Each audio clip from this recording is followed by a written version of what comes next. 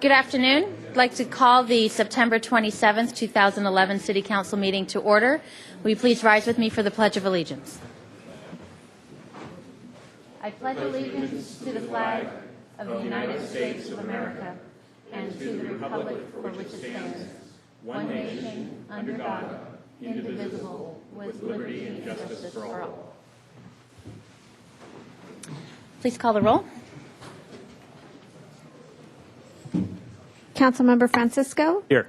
Hotchkiss? Here. House? Rouse? Here. Self? Here. White? Here. Mayor Schneider? Here. Are there any changes to the agenda? No, Madam Mayor. Okay. We're going to move on to public comment. Did you have something? Oh, later. Okay. Public comment. We have 2 minutes here up at the podium, and we're going to start with Wayne Scholes. Will be followed by Adolfo Alvarado. Since the chief of police has come to Santa Barbara, he's been sued 6 times. He also arrested me on false charges that I proved in court. Officer Hunter, who lied to me during my interrogation, testified in court under oath that police officers lie all the time. It's a valuable tool they use when they know somebody's guilty. He also testified right here at this podium during the Police and Fire Commission hearings for the budget and the contract with the police, that the city of Santa Barbara has been lying to the FBI about the amount of crime that's happening in Santa Barbara, and in some areas up to 300% higher than what was reported to the FBI. We've had murders on State Street in broad daylight. We've had embezzlement to the tune of what I've been told on the side is up to $1 million by a police employee. And now, thanks to Peter Lance, we've got the disclosure of the police department covering for Officer Cassie Boutel, who has forged signatures, made false statements, filling out incident reports before she ever leaves the police department, and manipulating breathalyzers. This isn't going to end up costing the city millions and millions of dollars when Peter wins his case.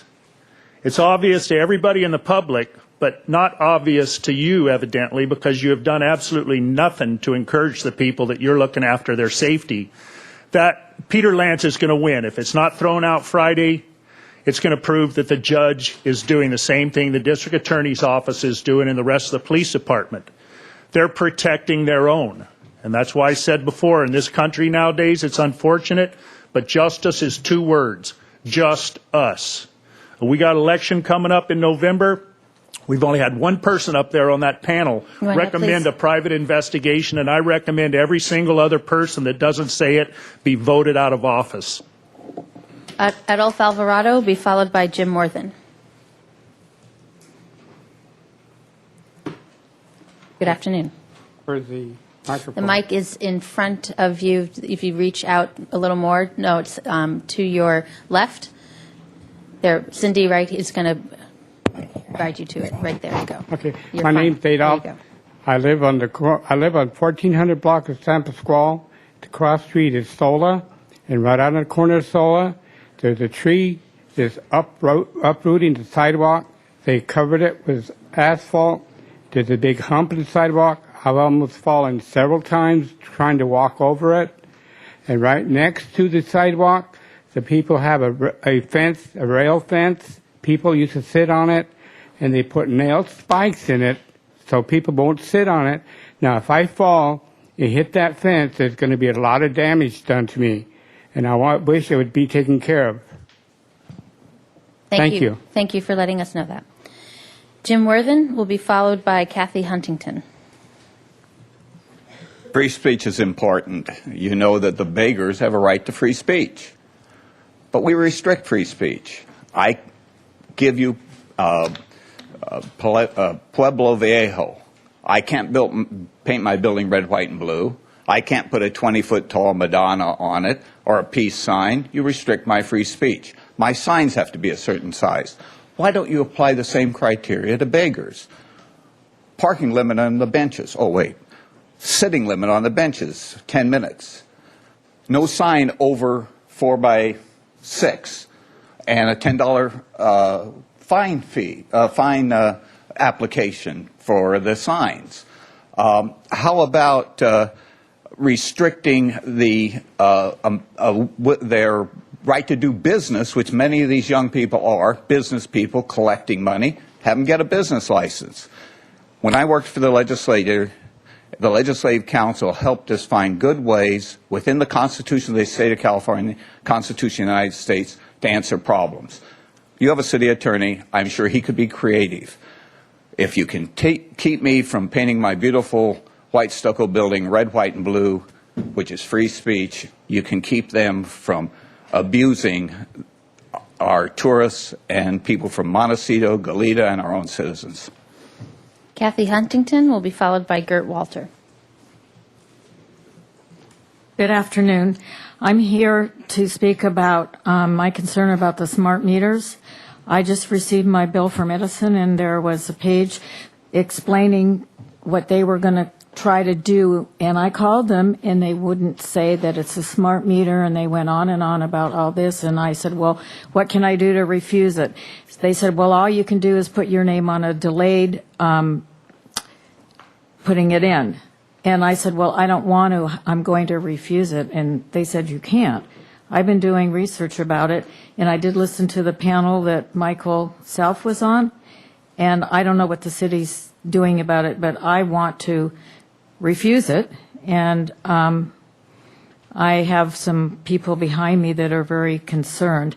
And I also know that Mendocino County put a moratorium on it. Lake County has had a class action suit. San Luis Obispo refused it, and other areas in California. And I also saw that there were states like Maine and Connecticut and New York who have taken action against this. So for my health and the safety of others, I'm sure you know the adverse things about it, and I'm just concerned about my rights, them coming on my property without my consent, the Privacy Act, how they will be able to know how much electricity I'm using on the computer, et cetera, et cetera. And to me, it's like Big Brother taking over again. And I'm just very concerned, and I don't know what Santa Barbara has done because I haven't been able to see anything. And I'm in the 93111 area, and if Santa Barbara City rejects it, and Goleta rejects it, and the county doesn't, then I guess I'm going to have a smart meter. So maybe, I don't know what to do. Do I make you can't answer a question. You can certainly, if you want to send me an email, I can forward it to our Southern California Edison rep, but you are outside the city jurisdiction, and the cities do not have authority over what the CPUC does with Edison, but that's a short answer. But I can give you a longer one if you send me an email. Okay. Okay. Thank you. You're welcome. Gert Walter will be followed by Kate Longstory, who will be the final speaker. Madam Mayor and members of the council, normally Jack and Ruth Wilson appear here, and they couldn't be here today, so I'm in their place to pray for you. I want to commend you for the dedication and diligence and hard work you put in to solve the problems of the city. And I just want to invite God's help in helping you solve that. You know, it says in the Old Testament, the Hebrew Scriptures, in Psalm 127, unless the Lord builds a house, the work of the builders is in vain. Unless the Lord protects a city, guarding it with sentries will do no good. And I don't want you to labor in vain. So I'm going to ask, Lord, that you put on their hearts of these fine people to invite you into that deliberation process where they're trying to solve problems that seem difficult and intractable in some cases.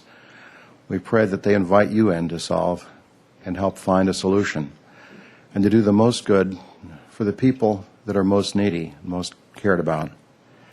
Lord, we thank you for these dedicated servants, and we ask that you help them to solve the problems of our city. In Jesus' name, amen. Kate Longstory.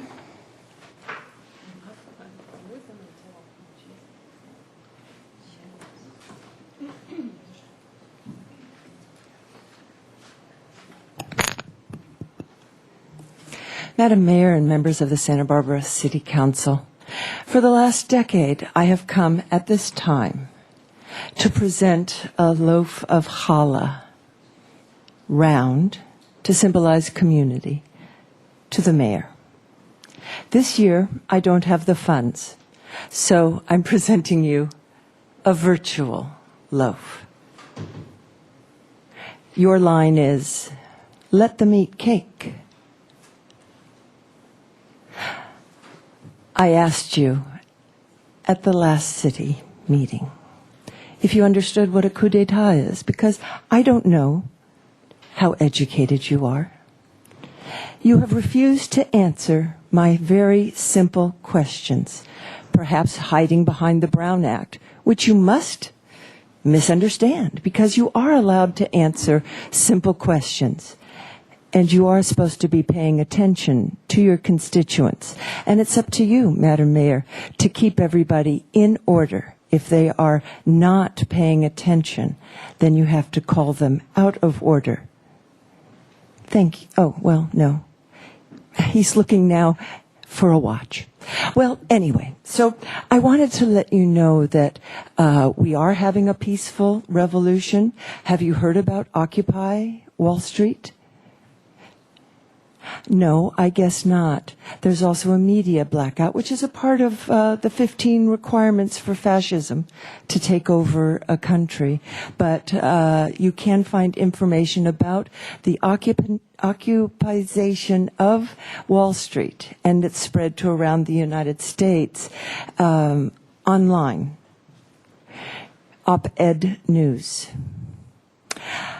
I want you to know there will be an indictment for prosecutorial misconduct of Tom Sneddon, his persecution of Michael Jackson. Need to wind up.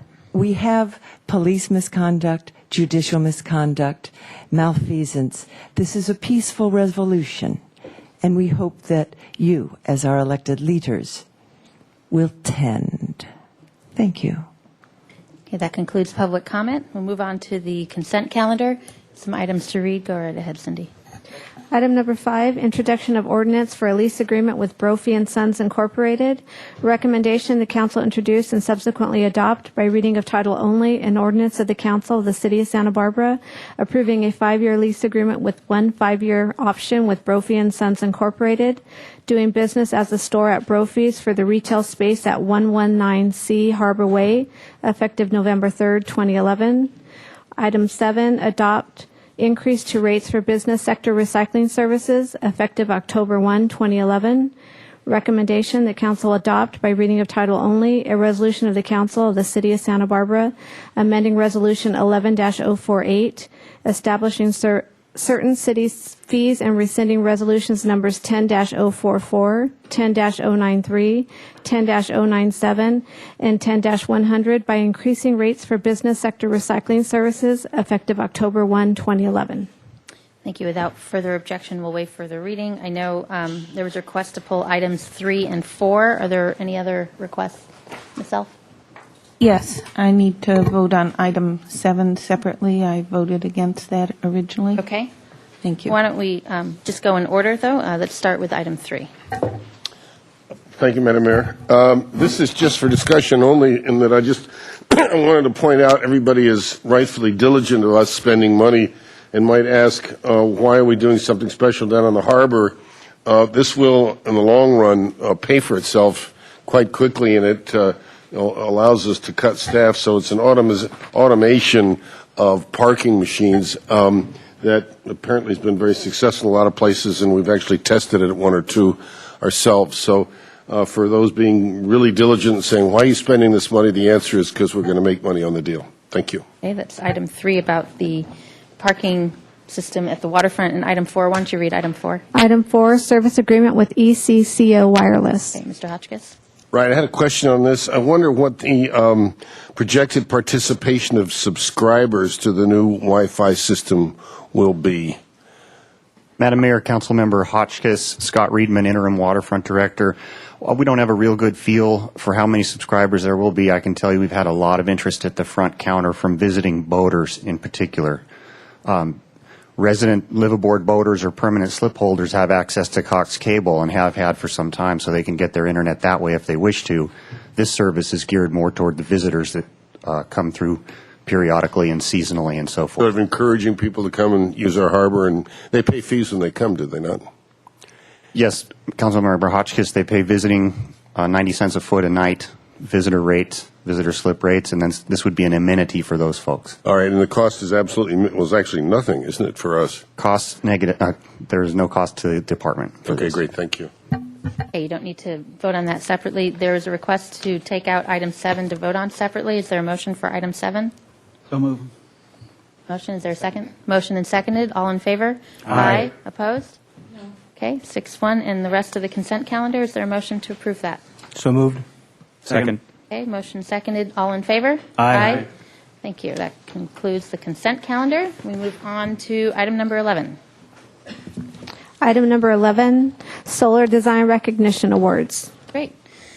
Ms. Baker, and welcome everyone. It's great to see so many shiny faces. How's that? We can start there with Ms. Baker. Good afternoon, Madam Mayor and members of the Council. We're pleased today to be here for the 2011 Solar Energy Systems Awards. This year we have 97 projects to be recognized. Not everyone is in attendance though, so but we have just passed out the certificates in the hallway, and we have some plaque award winners. 11 of the 97 awards were chosen at the plaque level, and those receive a plaque that was spurned by local solar artist Brian Chandler. What we would like to suggest is that we do group photographs as we go through that are arranged by the contractors and projects, and so we will do our best to stay on time. The goal of our program in general is to move from something like this, which someone might see this and say, well, good for them for being environmental, but that look is just not for me, right? It's not integrated successfully with the structure there. To move to something like this, where someone can look at it and say, wow, solar is for me, my friends, and my neighbors. It works great for our environment and looks good too. And so really the projects before you today in the presentation are leadership type solar energy system projects. They're the type of projects that people either don't see and they hear about from their neighbor how great it works, or they see it and it looks good and they want to have one on their home too. And so we have design guidelines which to help define what makes a good looking solar energy system project that's been integrated well. And the projects today are consistent with those design guidelines. And then just a current status update for solar energy systems in Santa Barbara in general. According to the state, we have well over 400 systems that have been installed in the city, with well over 100, maybe even 200 or so actually pending installation. They're going through the process to get their rebates with the state. Municipal installations that the city has undertaken for city buildings is over 500 kilowatts, and that includes our corporate yard on Garden Street, the airport quick turnaround facility. This doesn't include the new airport panels for the new terminal yet, and fire stations 1 and 2. So that's quite a commitment to solar energy that the city has been investing in as well. So the different ways that we support solar is we have clear building and safety requirements. We take pride in doing over-the-counter approvals as much as possible for the majority of projects that come through. And we also encourage our boards and commissions to take a look at projects of additions, new buildings, and see where solar would fit into the future development of the project, setting aside space for that if it's not proposed at the time that the project comes in. The award categories today include active, which is photovoltaic electric, and then we also include in this category, sometimes it's called passive too, but since it is a device, this is a solar thermal, that's an electric panel. This heats water, that makes electricity. For passive solar, we also are recognizing 5 projects today, and there's a whole number of ways that buildings can take advantage of solar energy without needing these types of devices as well, and we wanted to recognize that too. So in general, we have 3 major award categories for the active solar. The first is not publicly visible. The second would be a design challenge where the system has been carefully designed and mounted. And third is a special challenge, which for us would be mission tile, because we're fairly protective of mission tile aesthetic in the city of Santa Barbara, and historic structures and commercial, industrial, institutional systems. So this is a list of contractors that are involved in the various projects today, and I just wanted to quickly highlight some of the contractors on the list. The ones in yellow have local offices, and these 2 here, Sun Pacific Solar and REC Solar, were chosen by the Community and Environmental Council to participate in the Solar Eyes Santa Barbara project or program, which happened this summer, where they had group rates for projects. And then also you can see some of our larger groups of contractors are down at the bottom here listing the number of projects that they had this year. This year, Planet Solar had the most. There was about 30 for Westmont plus 10 other projects. Normally REC has traditionally had the most. This year they have 15 and so on. I also wanted to take a moment just to give a special thank you for this project being possible. We have interns that go out and take the pictures. We had 175 projects over the last 2 years that Jason Bliss, our intern from UC Davis, went out and took all those photos and really helped to sort and categorize these and get this PowerPoint presentation together today. So he's not here, he's back at school right now, but a big thank you to Jason and to all the interns who've helped with this program over the years. I also wanted just to mention that we do coordinate with the Community Environmental Council too, and they've been helpful with really increasing the number of solar projects that we see coming in. They have a whole set of handouts. We have some out in the lobby that help people understand how to get started with solar, what the financing options are, and so forth. Okay, so let's move on to the awards. There's Ms. 11. Baker, I know I have one public comment speaker. I just wondered maybe that now's a good time before we take a bunch of photos to At your get pleasure, that sure. out of the way. Okay. Not out of the way, but get that settled. This is Megan Burney from CEC. Come on up. Good afternoon. Good afternoon, Megan Burney, Community Environmental Council. And I just wanted to take a quick moment to thank county staff. Heather has been fantastic to work with, but really to take a moment and thank the homeowners, the business owners, and the solar integrators for all the work that they have done over the past couple years in getting solar into our community. It's been fantastic, and I find it very rewarding to walk around our town and see more and more solar going up. So I just wanted to thank everyone for that. And also let everyone know that we are in the process of working with other municipalities to model the City of Santa Barbara's over-the-counter permitting for solar. In case you're not familiar, it takes about an hour to get a permit in the City of Santa Barbara for a solar project. And there's another municipality here locally, I won't mention which one, it takes 132 days on average. So just wanted to congratulate, again, the city and the staff and thank everybody for their efforts in this project. Thank you. Okay, Ms. Baker. Now we can. Ms. Self, your light's on. Did you have a question? No. Okay. Okay, great. So the first, let's see how this works. We color-coded certificates this year. So this first group of certificates have red certificates, and if you would like to go ahead and join up at the front of the room as we go through this part of the PowerPoint presentation, then we'll be ready to take the photographs and present the plaques. So can you stand up if you have a red or maroon color certificate and go ahead and come on up? So, yeah. Sorry, I know. Is it? Yeah. So, right. Okay. So, yeah. Maybe go ahead and line up in the aisle. Maybe we'll do a couple photos. So, yeah. And if you see your contractor, if you want to have your photo with them, make sure you wait with them. So let's go ahead and start. I hadn't expected this much attendance. Great. Okay. So the first project is, now we're blocking the screen. Okay, so maybe we'll do, for the next round, we'll do it at the end. So the first plaque project is Christine Wong and Jeffrey Light, and their contractor is Prime Solar.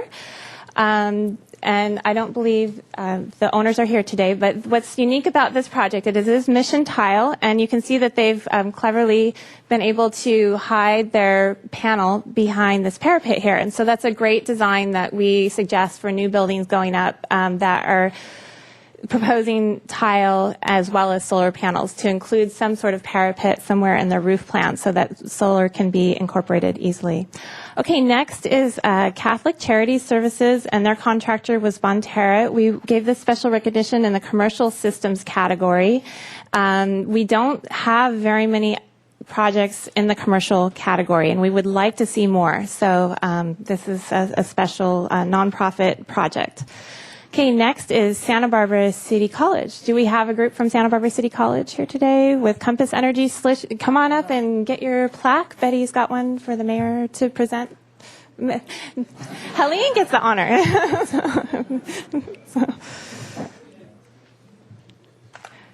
Great. So this, as you can see, what they've done for this project is they have taken panels and made carport systems out of this. And we saw quite a few contractors suggesting this at the Earth Day this year, and this is actually a great implementation of that at the City College. It really integrates well with the environment there.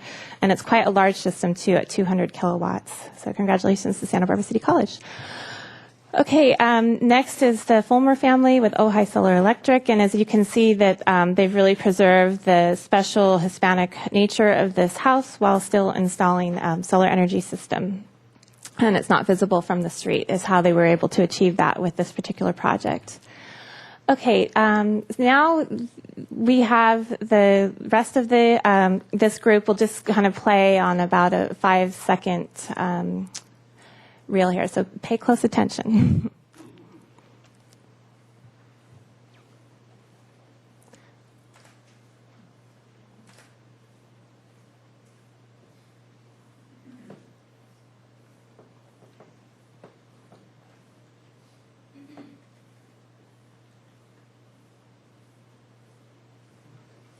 Do you want me to read the names?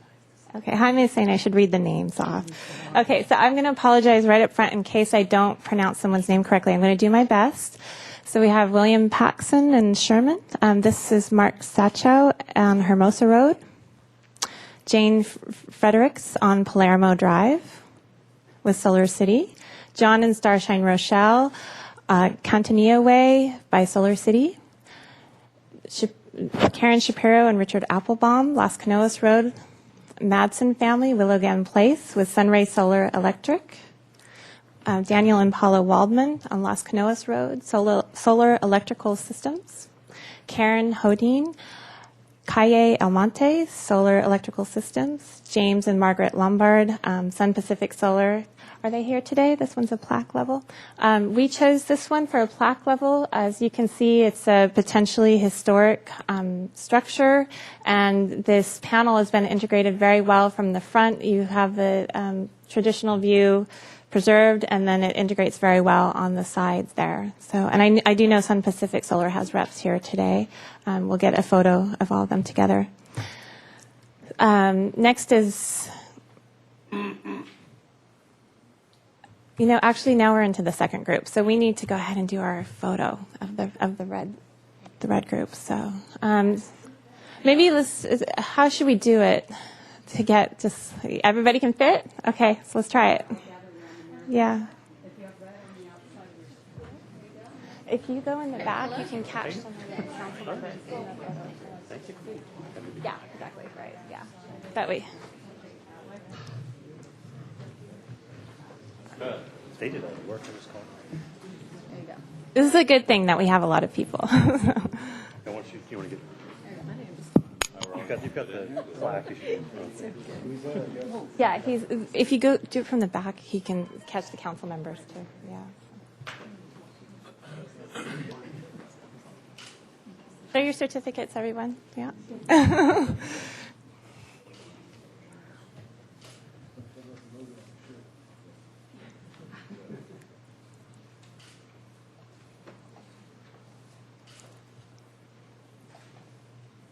Who should know exactly what they're doing, right? Thank you. Congratulations. Yeah, so we'll wait to have group 2 till we go through the PowerPoint. Thank you. Okay, so now we're into the green certificate group, and we'll wait to have you come up till after the PowerPoint. So American Baptist Homes of the West, this is known as Valverde, and they do projects every year. Just Sun Pacific Solar, it's there on Calle de los Amigos, and their newest installation. And this is the Dwelly Landrew family, Cliff Drive, Sun Pacific Solar. Schneider family, Alston Place, Sun Pacific Solar. Johnson family, Alameda Padre Serra, Sun Pacific Solar. Bishop Garcia Diego High School, La Colina Road by Sun Pacific Solar as well. And then we also have Richard Nagy, California Solar Electric, Hidden Oaks Road. And again, this was an outstanding example of an ideal site, plaque level. Nicholas Kuhn, California Solar Electric, Calle Lorales. I'm wondering, should we just see if we have enough people for a photo from Sun Pacific Solar? Why don't we, red group, Sun Pacific Solar, let's go ahead and do that group, do you think? Oh, excuse me, green group. I'm swimming in certificates these days. So the green group, right, okay, so anyone else from Sun Pacific Solar? Okay, so.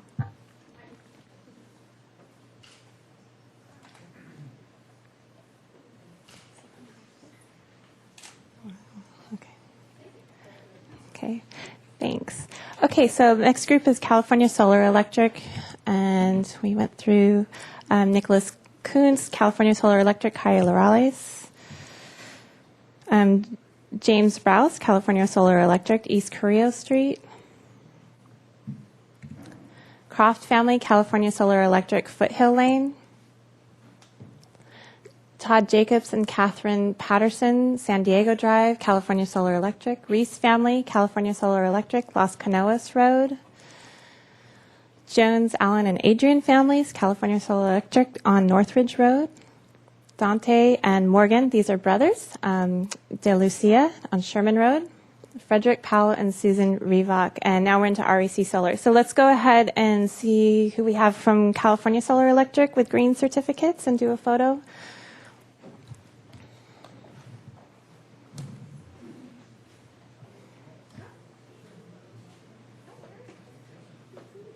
Mr. Sherman, yes. Yeah, that's that short little road. Mayor, how are you?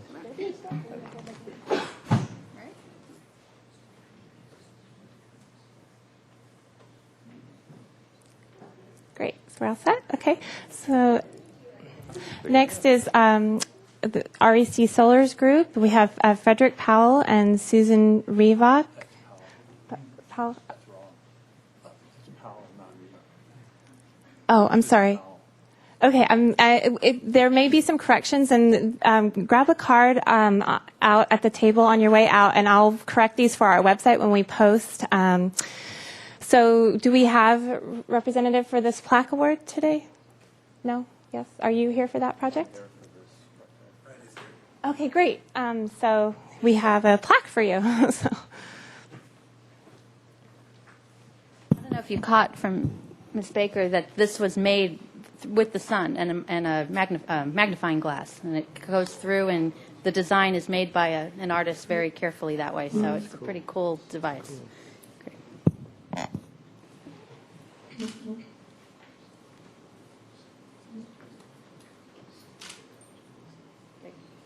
Okay.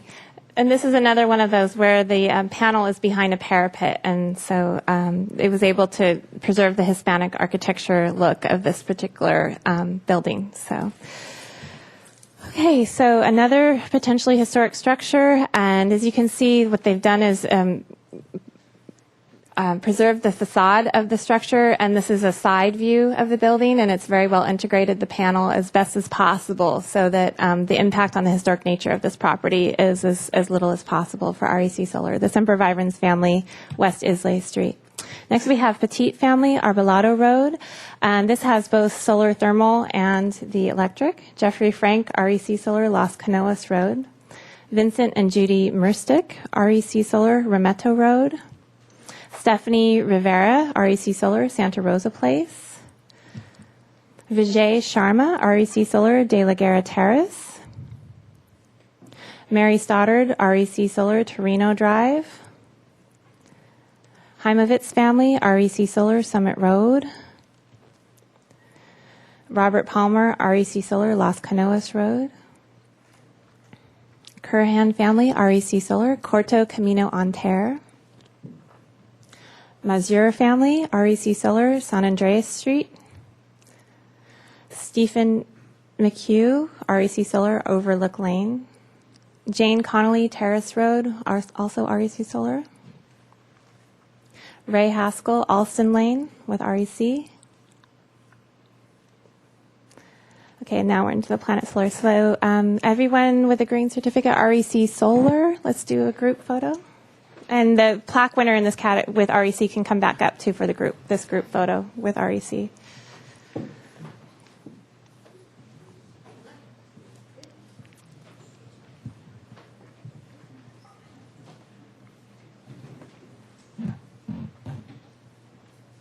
Oh, I guess they already left. All right. Okay. Okay, so now we're into Planet Solar. And I believe we have a housing authority rep here today, if not two. Would you like to come up and receive your plaque now? So what's unique is the housing authority has placed solar on a number of different buildings throughout the city of Santa Barbara. This particular building is just a couple blocks from here, and they have solar panels on a number of different structures there, as you can see. And they have also done them at different addresses as well. This is the Presidio Springs, and they also did the Housing Authority Maintenance Complex and Apartment Complex. So congratulations. Okay, so now we have some additional projects by Planet Solar. This is for the Capello family, Campanile Drive. Some of the projects we couldn't get photos from the street, so you'll see these aerials. But Ruth Jeppesen, La Cumbre Circle. Eric Schulte, Los Alturas Road.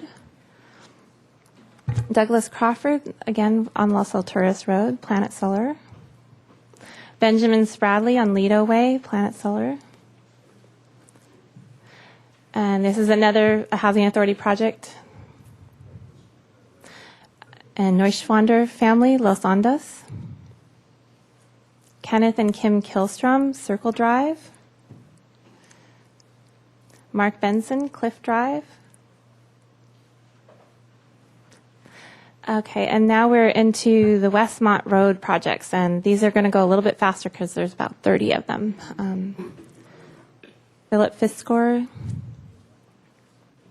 Gregory and Brenda Smith, Marion Robina,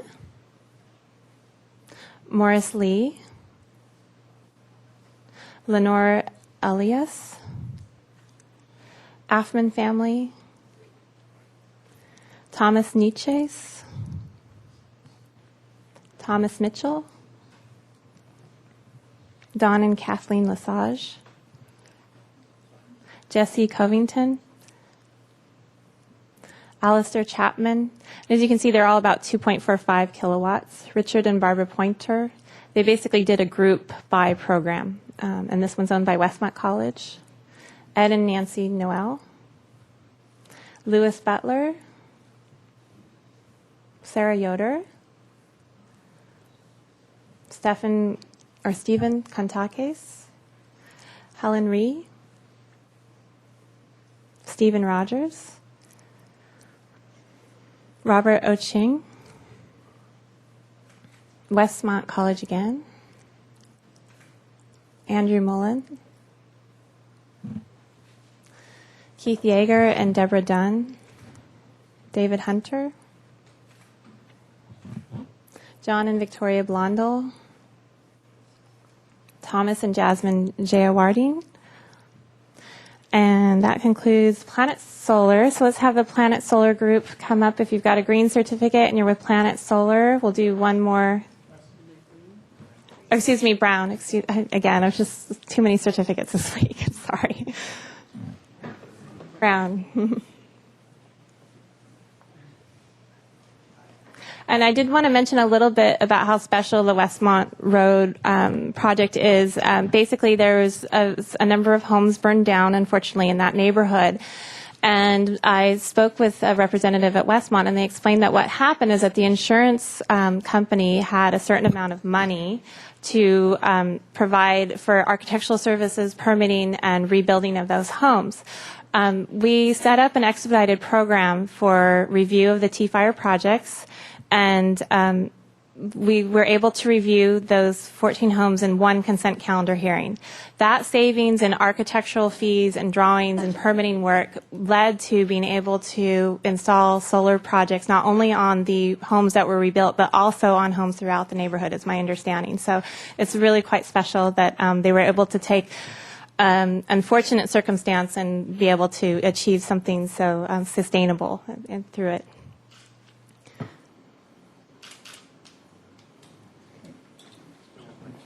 And it's my understanding that the Las Barrancas Homeowners Association was key with coordinating that solar energy system effort for Westmont. So I think we have a representative, Mr. Smelly from the Las Barrancas Homeowners Association. Yes. Yes. So the mayor has a plaque for you.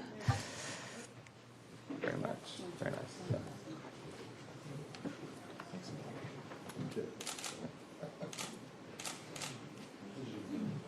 Congratulations. Okay, so our last group of award winners today are receiving awards for passive solar projects, and we have appreciation for the Santa Barbara Santa Barbara Built Green group, because we were able to access their records to look at the Built Green projects over the last couple of years and see which ones would qualify for passive solar certificates. The types of things that are needed in order to qualify for a passive solar award are appropriate building orientation, the way that the windows are selected, the thermal mass that they use, minimizing direct sun exposure and heat absorptions, allowing cool air to enter the building, natural lighting, et cetera. So basically, each of these projects had to have at least 7 of these components in order to win the award in this category today. So we have just a few of these. The first one is for San Miguel Avenue. Shale and Joan Meta, and James Bell was the architect. The next is Kent Mixon was the architect. The owner was Olivander LLC. Contractor is Deca Construction, and I know that they're here today. White Avenue.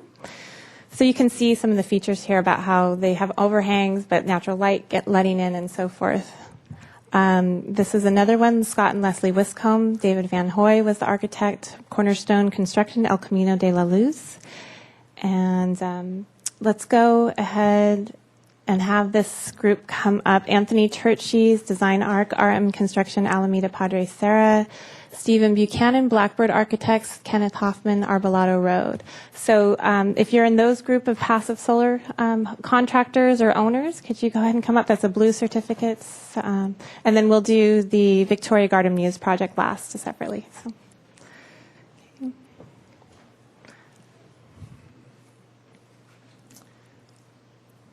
We'll just do another set of photographs.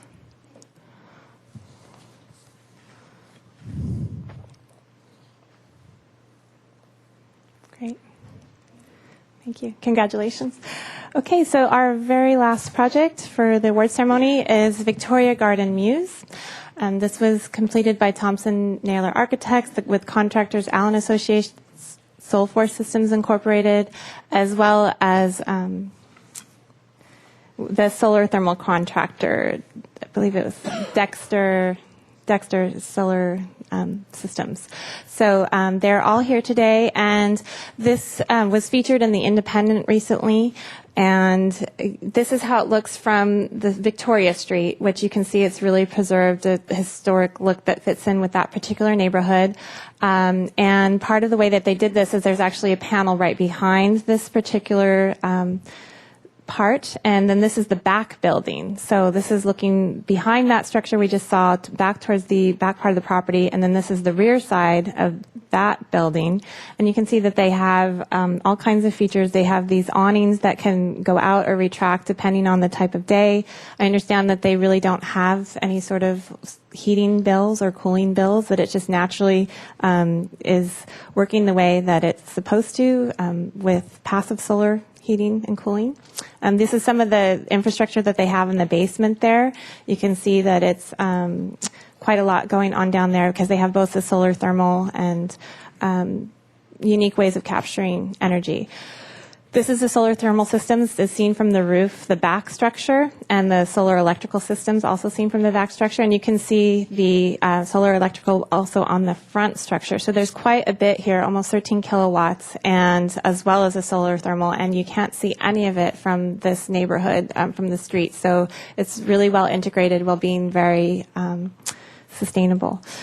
So with that, if you'd like to come receive your plaque from the mayor. They chose the new small version. Didn't want to waste any wood. And then the new version is from reclaimed mahogany wood from cabinet shops. So The rest of the group. congratulations for a great project, and congratulations to everyone here for contributing to a sustainable Santa Barbara. We really appreciate everyone's efforts.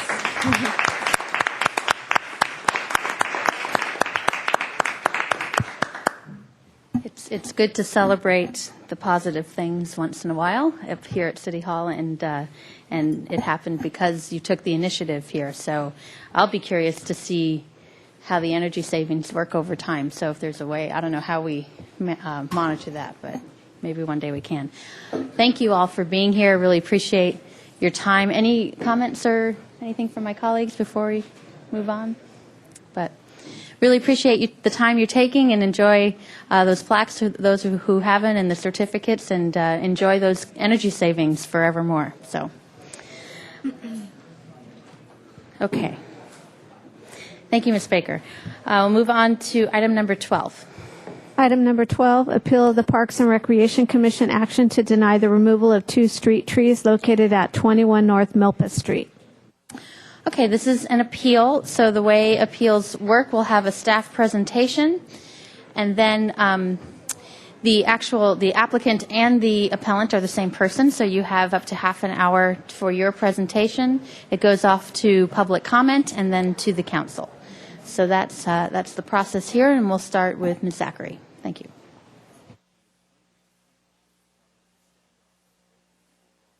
Madam Mayor and members of the City Council, Jill Zachary, Assistant Director at Parks and Recreation. I have Tim Downey with me, the Urban Forest Superintendent.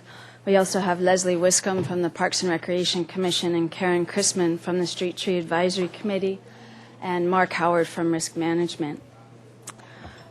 With this staff presentation related to the appeal, first we'd like to give you some background on the Indian laurel fig, also known as ficus trees on Milpas Street. Review with you the municipal code as it pertains to public trees, commonly known as the street tree ordinance. The process that the trees at 21 North Milpas went through in terms of application review, the appeal issues, and then the recommendation for council. The trees on Milpas Street were planted in 1961, so they're essentially about 50 years old. There are 65 street trees along Milpas. If you are heading down towards the ocean, you see the canopy beginning at Anapamu Street and heading all the way down. In recent years, when there have been improvements in the Milpas neighborhood, one of the issues that's been raised in the area is the canopy that those trees provide, the public resource that they provide for that neighborhood. Because they are public trees, they're maintained by the city, and they're maintained by the city's forestry program. These trees all along Milpas were last trimmed in March 2011, so about 5 months ago. Municipal Code Chapter 1520 is the chapter that provides guidance related to public trees, and it relates to both the maintenance of the trees and how trees are designated within the city.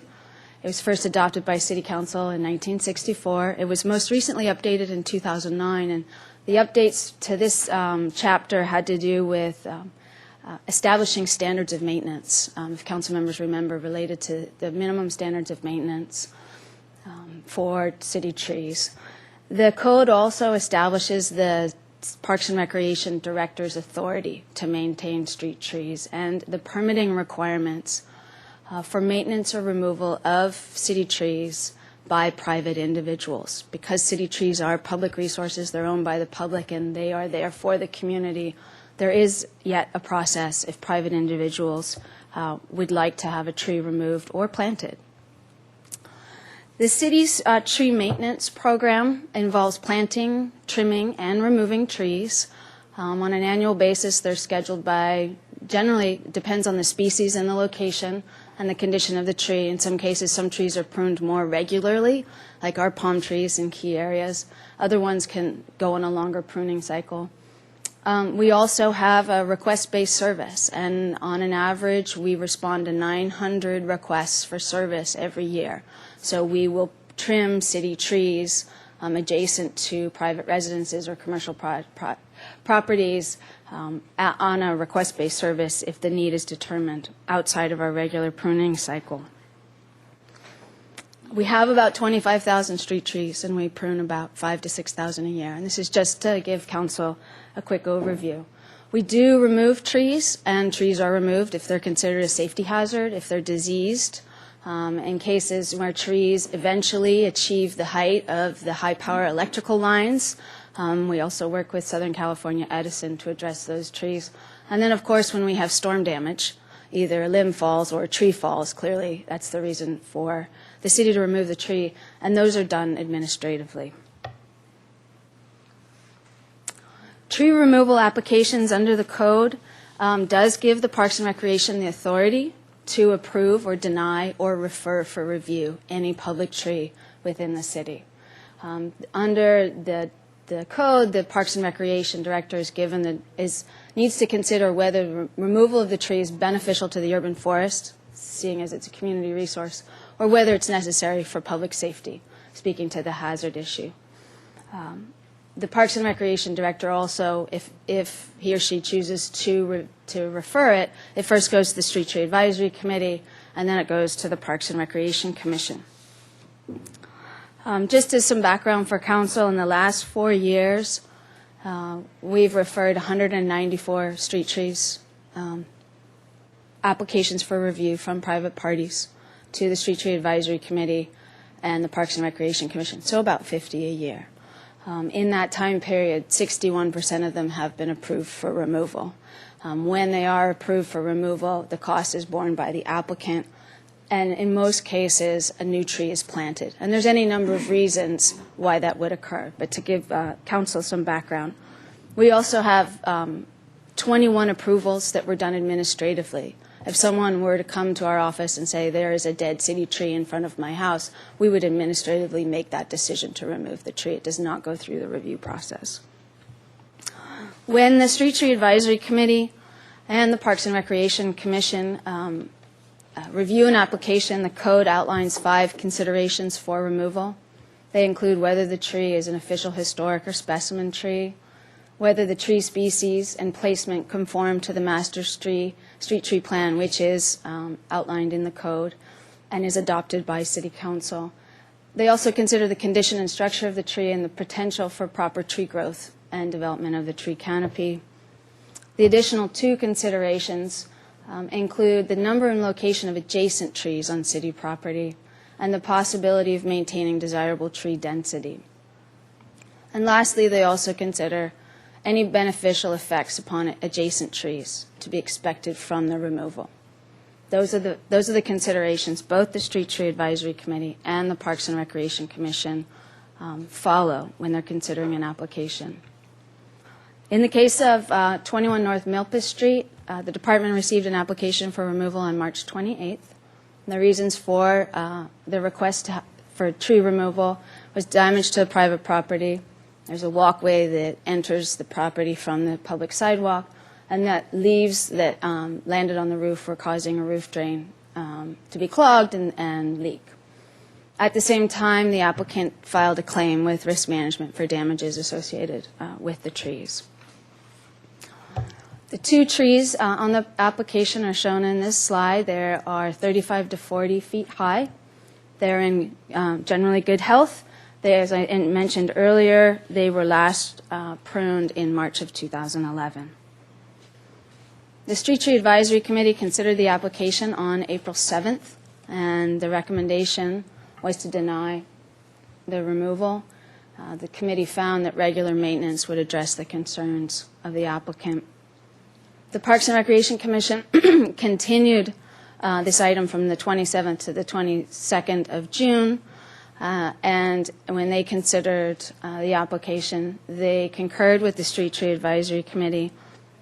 Your staff report does outline the extensive discussion that the Commission had about these trees and the considerations that they had related to canopy, related to the considerations they need to make, and then also what could be done in lieu of removing the trees. What could be done to perhaps prune the roots and repair the walkway rather than remove the trees, and then also what role the city would play in the event the applicant chose to go in that direction. So if someone does need to make improvements and it involves the pruning of roots of a public tree, we provide support in that we will inspect those roots when that work is being done, and also at that time determine whether the root pruning would cause any significant damage to the tree. So with the Commission's action, they also advised the applicant to work with the arborist if the applicant chose to repair the sidewalk. The appeal before council, the appeal issues are similar to the issues on the application for tree removal.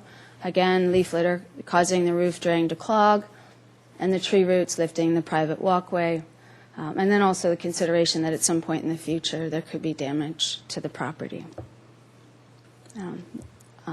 Staff is recommending that appeal findings include that the leaf litter can be cleaned at regular intervals or prior to rain events to prevent clogging, The risk management department determined that that's a responsibility of the private property owner. The walkway can be repaired, and tree roots can be pruned to preserve both the tree and make the repairs to the property. Staff's recommendation that the Parks and Recreation Commission considered all the relevant issues related to the tree removal application. As a result, staff recommendation is that council deny the appeal and uphold the decision of the Parks and Recreation Commission. Thank you. I see Karen Chrisman and Leslie Wiscombe are here as members of the Street Tree Advisory Committee and Parks and Rec Commission. If you'd like to add anything at this time, you're welcome to, or are you just here for questions? Now would be the time to do it, since it goes through your committees. Yeah, great. Hello, I'm Karen Chrisman. I'm chair of the Street Tree Advisory Committee, and I'm a certified arborist. I was present the day that we reviewed the applicant. In the meeting, we did hear from the applicant, and also we went on site. Typically, when I'm here, it's for setback trees. So here we have a new challenge before us, and that's looking at a street tree. And as an arborist going out, again, I'm a committee member. I don't go out and do a full risk assessment like I would be if someone contracted me to do it, so I should point that out. But as a member of the committee, we go out, we evaluate, and we do discuss and take full consideration to what the applicant has provided us. And we work with our flow chart and our list to look at this. In this case, the tree that is the northernmost tree further up State Street, Milpas, sorry. I must be flashing ahead to other ficus. The northernmost tree, we felt that, again, solid arboricultural practices through trimming and root pruning, we can keep safety standards up and maintain tree health. Yes, granted, these are older trees. They have horribly invasive roots, but they are part of an urban forest.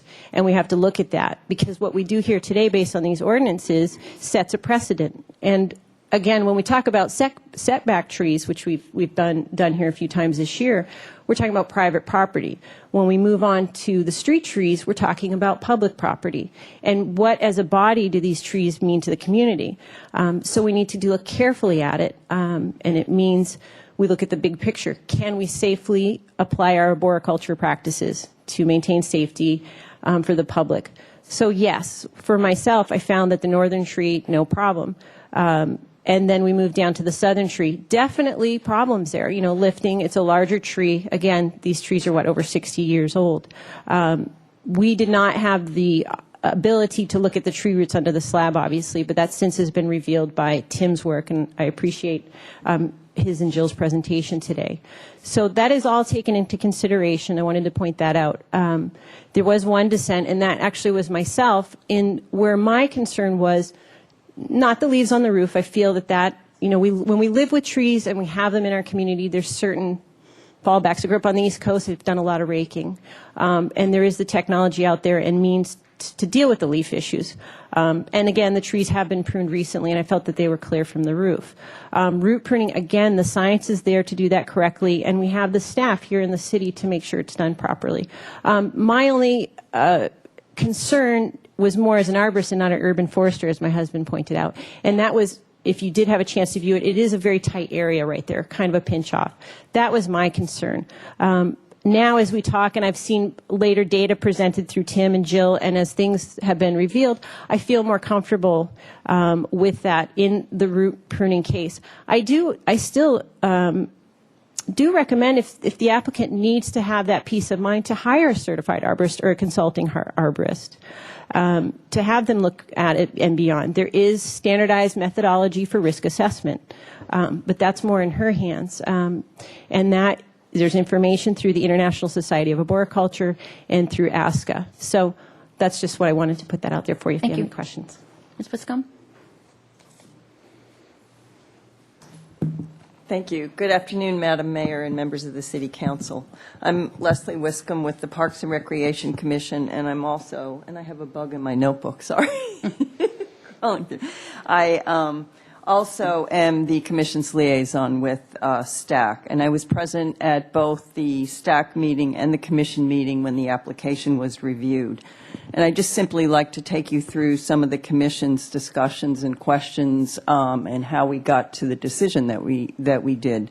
Early in the deliberations, the Commission concluded that the removal of the tree furthest from the building is not supportable because potential damage to the parking lot is not sufficient reason for removal. Therefore, the Commission focused its discussion on the tree closest to the building. The applicant stated at the meeting that it took several years to realize that the leaf drop from the tree was causing the roof drainage problems, and the Commission noted that regular maintenance of the roof is the responsibility of the owner and not a reason for removal. The Commission then focused its attention on damage to the pavement on the applicant's property, the lifting of the pavement that you all saw yesterday along the curb. And discussing the pavement, I would like to highlight some of the questions asked by the commissioners and the responses by the staff. Number one, has the tree caused water to go into the building? And staff reported that the roots had lifted up the pavement and repairs to the pavement can be made to correct the flow of water. Root pruning and possibly the addition of root barrier during pavement replacement would allow the owner to replace the sidewalk properly. Number two, is it possible for the city arborist to examine the roots at the time of the pavement repair to determine whether root pruning will be successful or will destabilize the tree? And the answer was that the city arborist would be present at the time of the repairs to make an assessment if the owner chose to go that route. Number three, who pays for the damage to the private walkway caused by the city tree? Staff reported that the applicant was informed of the process to file a monetary claim with the city's risk management. The Commission also concluded that this tree will, removal of this tree will adversely affect the character of the neighborhood, a condition of the municipal code that supports retention of the tree. The Commission felt that there are other procedures available to save the tree while satisfying the applicant's needs, and these should be thoroughly vetted. Therefore, we denied the removal. And the Commission respectfully requests that the City Council allow a thorough vetting of the process and requests that they deny the appeal. Thank you very much. Thank you very much. Any questions from council before we bring the appellant up? Okay, Ms. Self? Excuse me, maybe this is for Jill. Okay. Have any of the milpas trees been removed so far? Madam Mayor and Council Member Self, I don't have that information since they were planted. Imagine that some of them probably have been removed for any number of reasons. We would have to go back into our tree inventory and see if we had that data. No, it is that's 50 okay. years. Thank you. Mr. White? Thank you, Madam Mayor. At the site visit, I had asked staff to be able to answer the question about the effect on the parking lot, the northerly tree. It was clear that the parking lot, I won't say it was clear, but it looked to me as if there were root damage in the parking lot from the northerly tree. What's the city's position, or how do street trees and damaging private parking lots, how does that process customarily work? Mr. Downey? Mayor Schneider and Councilmember White, the only way to find out for certain if it is the tree roots is if the site is opened up. Right. We certainly would be happy to visit the site once it's opened up, determine whether or not it was tree roots, and if so, what tree roots could be pruned so that they could make their repairs. And that's the normal process we take. So the city's role in that the city doesn't have any liability there to share in the cost of that repair. That's just that's a private property cost, private cost from the street tree damage. Madam Mayor and Councilmember White, any private landowner could file a claim for damages, and it would get processed by the Risk Management Department, and it would be determined at that time. similar to this case, whether the city should offset whatever costs were borne by the private landowner. So sometimes have claims been filed on damaged parking lots, and what's been the disposition of those? Mr. Howard, do you want to answer that? Madam Mayor, Councilmember White. Make sure you turn on the mic there. There you go. Madam Mayor, Councilmember White. The city has received several claims over the years from various property owners regarding tree damages, and we treat all claims in the same fashion. We do our own investigation, identify the factual matters, and whether there's any liability on behalf of the city is basically a factual question for each individual claim. To make a blanket statement, yes or no, is inappropriate. Appreciate that, but in some cases, the city has paid for repairs? Yes. Okay, great. Thank you very much. Thank you, Staff. Mr. Hotchkiss. Thank you, Madam Mayor. Just a broad general question. I'm not sure to whom I should address this, maybe to you, Mr. Casey, but generally, if we can keep a tree, we do. Correct? Madam Mayor and Councilmember Hodgkiss, yes, the purpose of the urban forest is to establish and maintain it to the best of our ability. We do, however, trees have a lifespan, and sometimes we need to move on and replant. Thank you. Mr. Rouse? Thank you, Madam Mayor. Kind of a chicken and egg question. As we looked at the ramp that seemed to be being uplifted by the southerly tree, and we talked about grinding as a potential fix for that to get it back down to level, yet if in fact the tree root was at issue there, we're looking at revisiting that. Is it up to the property owner or up to the city to determine whether to open that sidewalk to find out what the cause of that is? Madam Mayor and Councilmember Rouse, I can at least speak to what the Risk Management Office suggested in this case, which was that the city would cover the cost of grinding the sidewalk. That is something we do on a regular basis rather than open up a sidewalk and make a repair.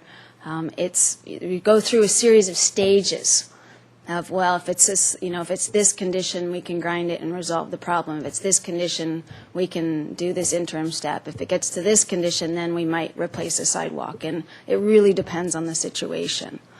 In this instance, that was the solution that was proposed by the city to the applicant. Right. So in terms of, I was just thinking about that and also the potential root trimming and the eventual health. It's a very large tree, very big trees, and you'd be concerned about the root health and the potential for the tree to have enough damage or become unhealthy, so the limbs would be a risk factor. And I guess I would ask the city arborist how that plays into decision making and how far do we investigate, and obviously it's a case-by-case basis, but it would be a concern, I would think. Madam Mayor and Commissioner Member Rouse, Council Member Rouse, excuse me,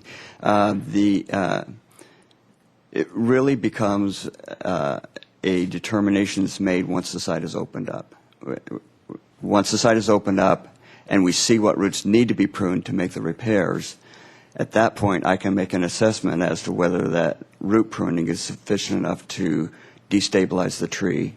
And if that's the case, the city would remove that tree. But once again, it'd be up to the property owner to want to open the site up first? Is that? That's correct. Okay. Thank you. Mr. Francisco? Thank you, Madam Mayor. I don't know if this is a question for Mr. Wiley or for risk management, but how do we determine in these sorts of cases, this obviously is not the first of this type, how do we determine whose responsibility this is for making the repairs or paying the costs of the repairs?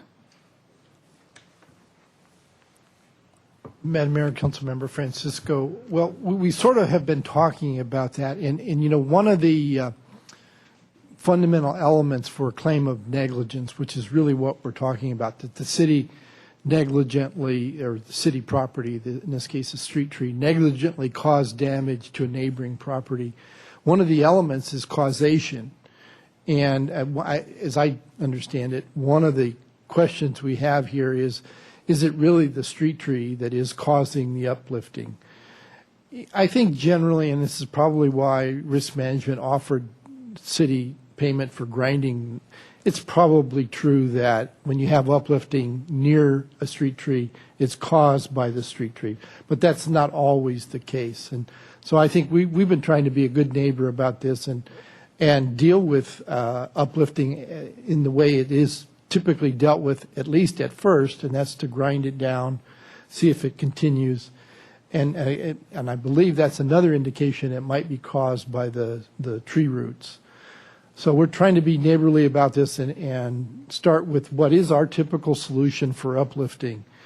But ultimately, if that doesn't solve the problem, or if the property owner were to pull this cement up and it became very apparent that this was all caused by the city's street tree roots, it would probably be our responsibility to pay for the repair, including the concrete.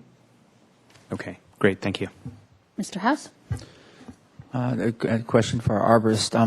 We have had trees go down on Milpa Street, but most of them that are not there were blown down or something like that, or a car accident or something, but then they were replaced by, for a while it was the New Zealand Christmas tree. Is that what it's called? The one with the red flowers? It doesn't have much of a canopy. I don't think it's ever developed the way that it does in New Zealand. But there's another tree now that's named as the street tree for Milpas, isn't there? Madam Mayor and Councilmember House, the current designation for the 0 through 700 blocks of North Milpas is prickly leaf paper bark. It's Melaleucas staphyloides. It has a large canopy too, but it's not as prolific with the leaves as the fig trees. The leaves are smaller. It's a little bit more upright tree than the ficus are. So I'm not advocating for a removal, but if there were a removal, then there would have to be some sort of replacement?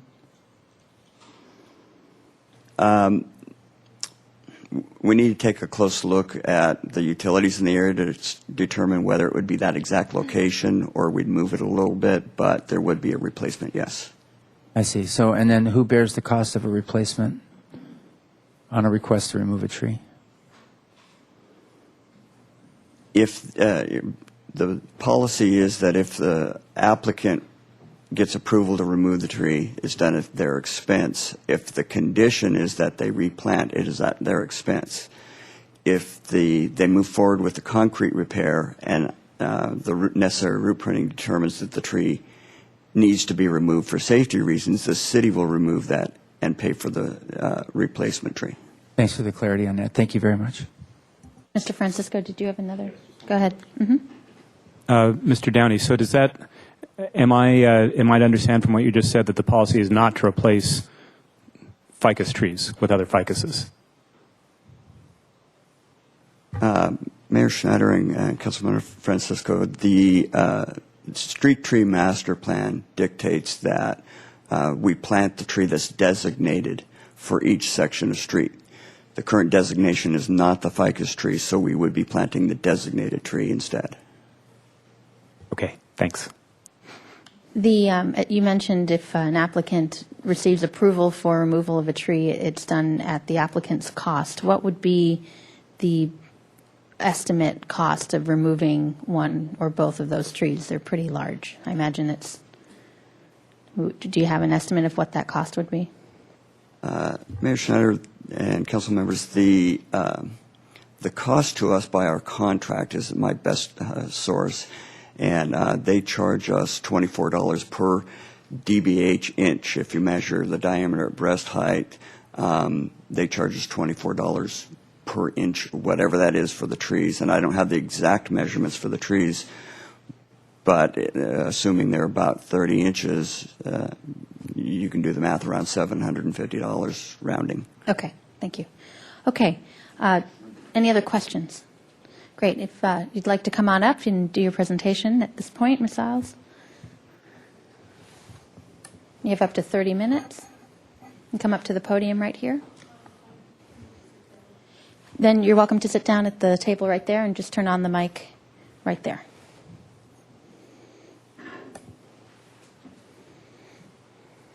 And before I start, before you turn on the clock, I was told that there would be 10 council members here today. Nope, there are only 7 of us.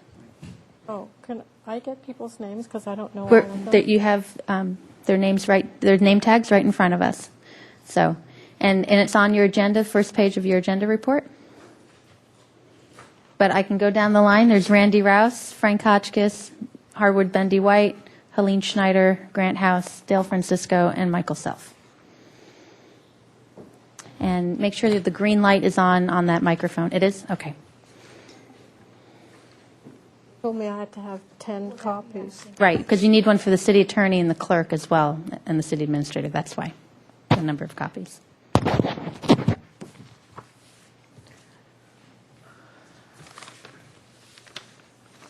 I don't know where to begin, except that I have contradictions of what was put in some of your internet things, and I never approved to replace the sidewalk. That was number one. I'm not financially open-ended checkbook, but that's beside the point. When I did research on the internet and different law cases and went to the library, I know that when there's damage to property from an outside situation, not my tree, somebody else's tree, they're responsible to fix the damage. So, with that, I attended a couple of meetings. They turned me down only because I was told that it was an even split on the other meetings. And if it's an even split, you lose, which doesn't seem fair to me. And they turned down the situation. The voting was equal, 50-50. I had to type it out. You have a copy of it because I didn't know how to begin. But the tenants that are in the building have the right, and they pay rent, to have a clean, operable space. And with the sidewalk lifting, the water from the rain was running into the stores. And also from the leaves on the roof, piling up, blocking the drainage, the water leaked in, as you had seen when you came out to the building on the empty space. The tiles that were damaged, a lot of them had already been replaced. When that happened, people complain, and they have the right. You suggested, before I go into my stuff, you suggested that the tree is not necessarily your responsibility, that the roots, not sure that the roots are the damage to the walkway. There is no other situation. The contractor cracked open the cement. He took pictures. I believe you all received the photographs of the roof and the walkway and the pictures of the damage. And he opened it up. He guaranteed that the roots are going 50 feet under the sidewalk. And even though you might trim the surface ones, and Tim Downey said that he would open it up and investigate to see which roots could or could not be taken out. The roots are going to grow back, and the roots are growing, and this new asphalt cracking, this only happened in the last 6 months because I didn't notice it before, so it's getting bad. I went over there today, and I looked at the foundation, and I took some photographs, and I don't know if you have access to seeing them.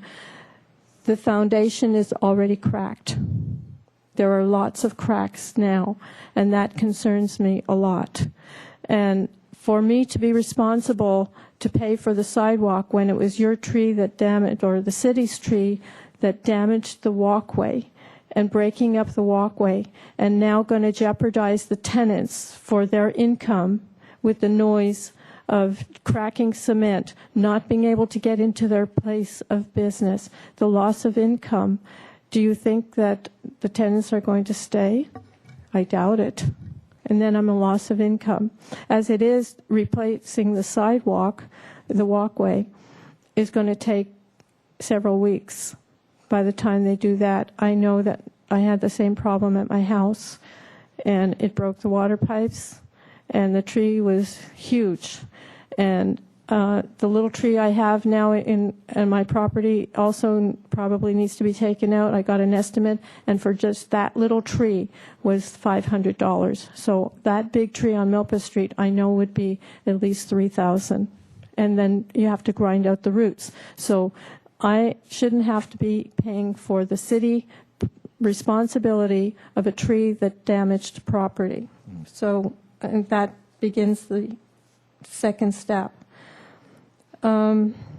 After being refused the second time, I decided to appeal again and spend the money to have this meeting today. And I had many conversations with Tim Downey and John Foreman, Randy Fritz. They came to the property. I kept asking that the trees need to be taken out because the tree overhangs the building, as you saw. It's very close to the edge of the roof. I think that a tree should have a minimum of at least 15 feet from a property so that this doesn't happen to other property owners, the same situation. And even though the trees were trimmed, they grow again.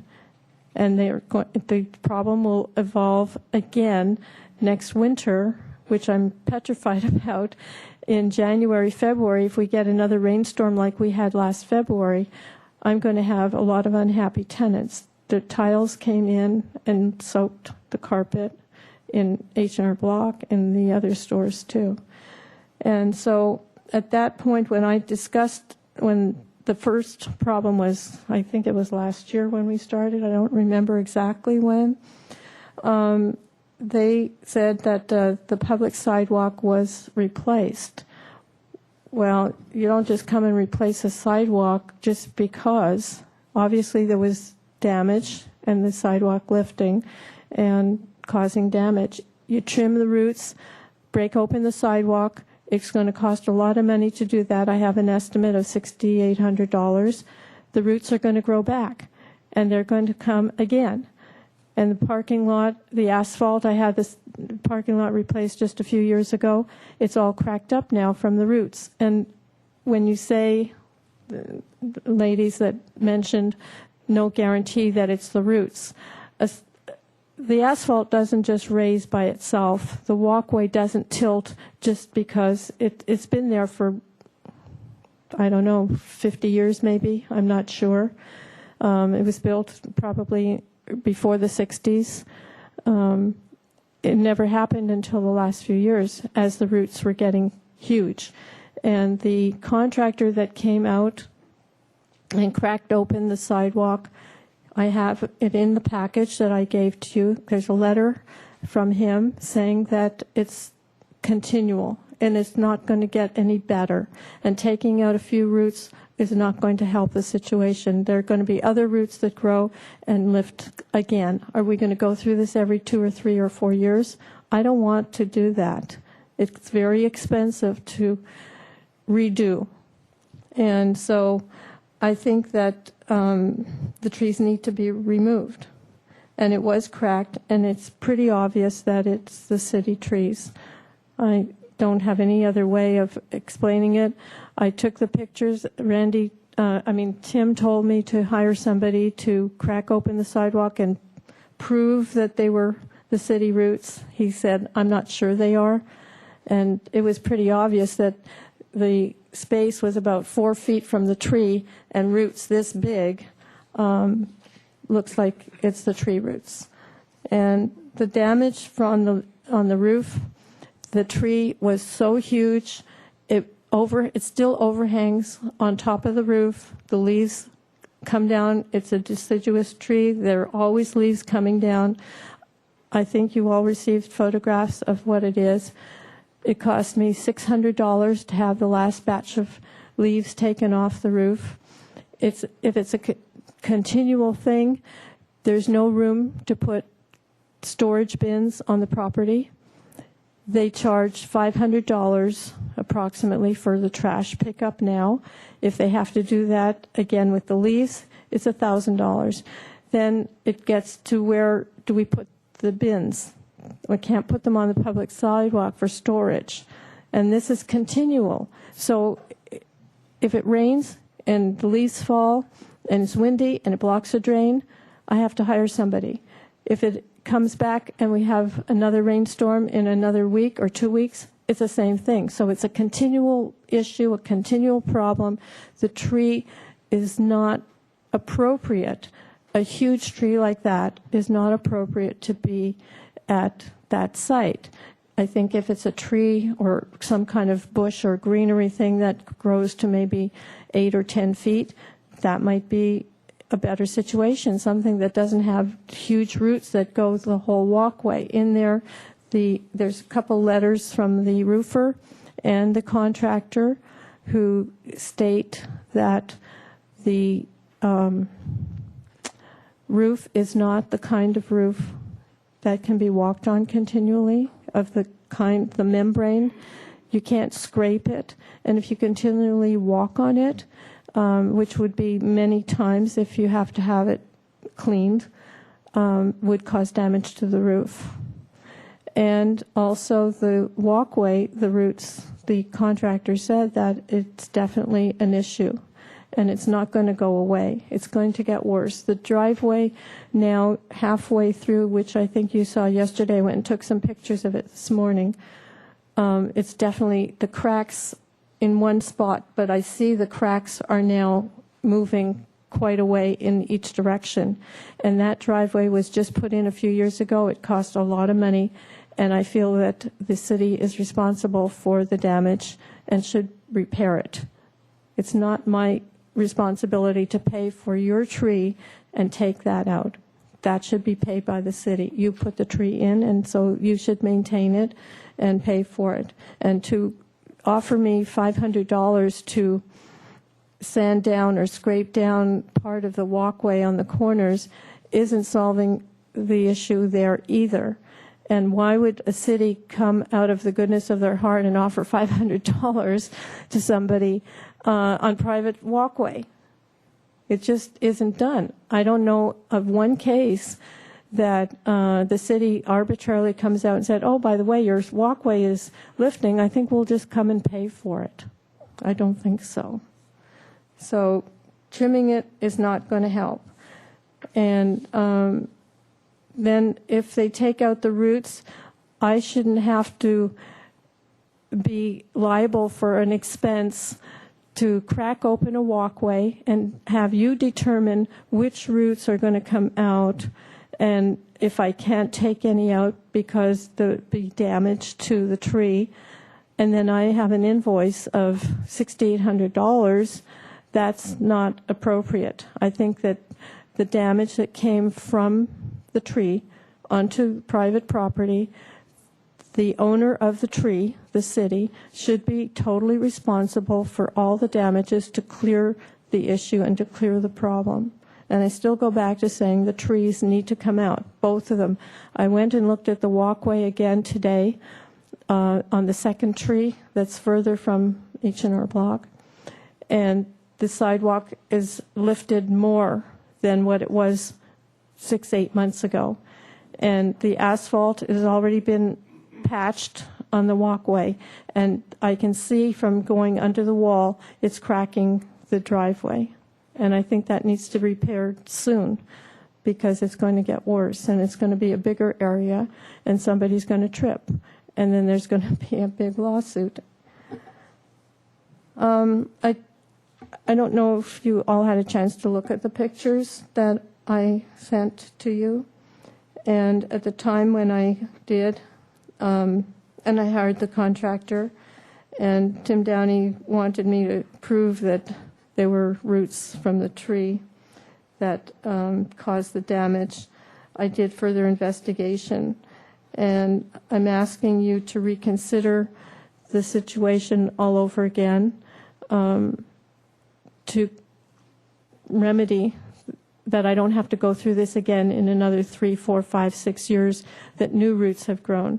If you trim out old ones, it causes new growth on trees and roots, and it's not going to go away. It's not going to clear up the situation. This is just a Band-Aid to digging up replacing a walkway, which is expensive, the loss of income to the tenants because they're not going to be able to access their stores. I talked to the contractor. They have to build walkways for them to walk on wood and go into the stores. The noise factor of what's going to be continually for several weeks, bounding out the cement, having a truck there, drilling out with a tractor the roots. I know I had on my property, they had a big tractor there, and the tractor almost fell into the hole. They had to go down almost 7 feet, and then it caused, the roots also caused the plumbing pipes to break. So I don't know if I'm going to have that situation eventually there also, because each store has their own bathroom and they have their own plumbing, and I don't know how far down the pipes are under this ground. So that's another issue that concerns me when I thought about what happened at my property, and it was not cheap. It was very expensive. I had to put in a new driveway, new lawn, everything, and I can see that this could happen here because they've already had to replace some of the pipes at the coming down at the back of the shopping center. And I'm in the letter that the contractor had, if you want to look at it, and he said that he gave me a proposal to replace the concrete 6 feet by 50 feet long. And she also mentioned, meaning me, to show proof that the tree was in the parkway was lifting the concrete. So he cut out a square and he took pictures. And he said that definitely the roots have lifted the walkway and will lift the corner of the building, which is by H&R Block, which is now starting to crack. There are several hairline cracks that I took pictures of today. You have to bend down and look at it, but you can see them there. If it happens, he said, it'll cost a lot more to fix the problem, not just taking out the roots. I now have to hire contractors to redo underneath the foundation and maybe cement work and everything else. So it's an ongoing thing that's just beginning, and it's like a time bomb, and it's going to just explode and cause more damage. And how long will tenants want to put up with that? Some of them are on just a year lease, and I already have one vacancy, and I have to fix the whole interior in order to rent it. Nobody wants to see the roof and the broken ceiling tiles and say, oh yeah, I'm going to move in here. Then when I requested the city and they opened up the walkway to prove that the roots belong to the city, Tim Downey said that I had to prove it.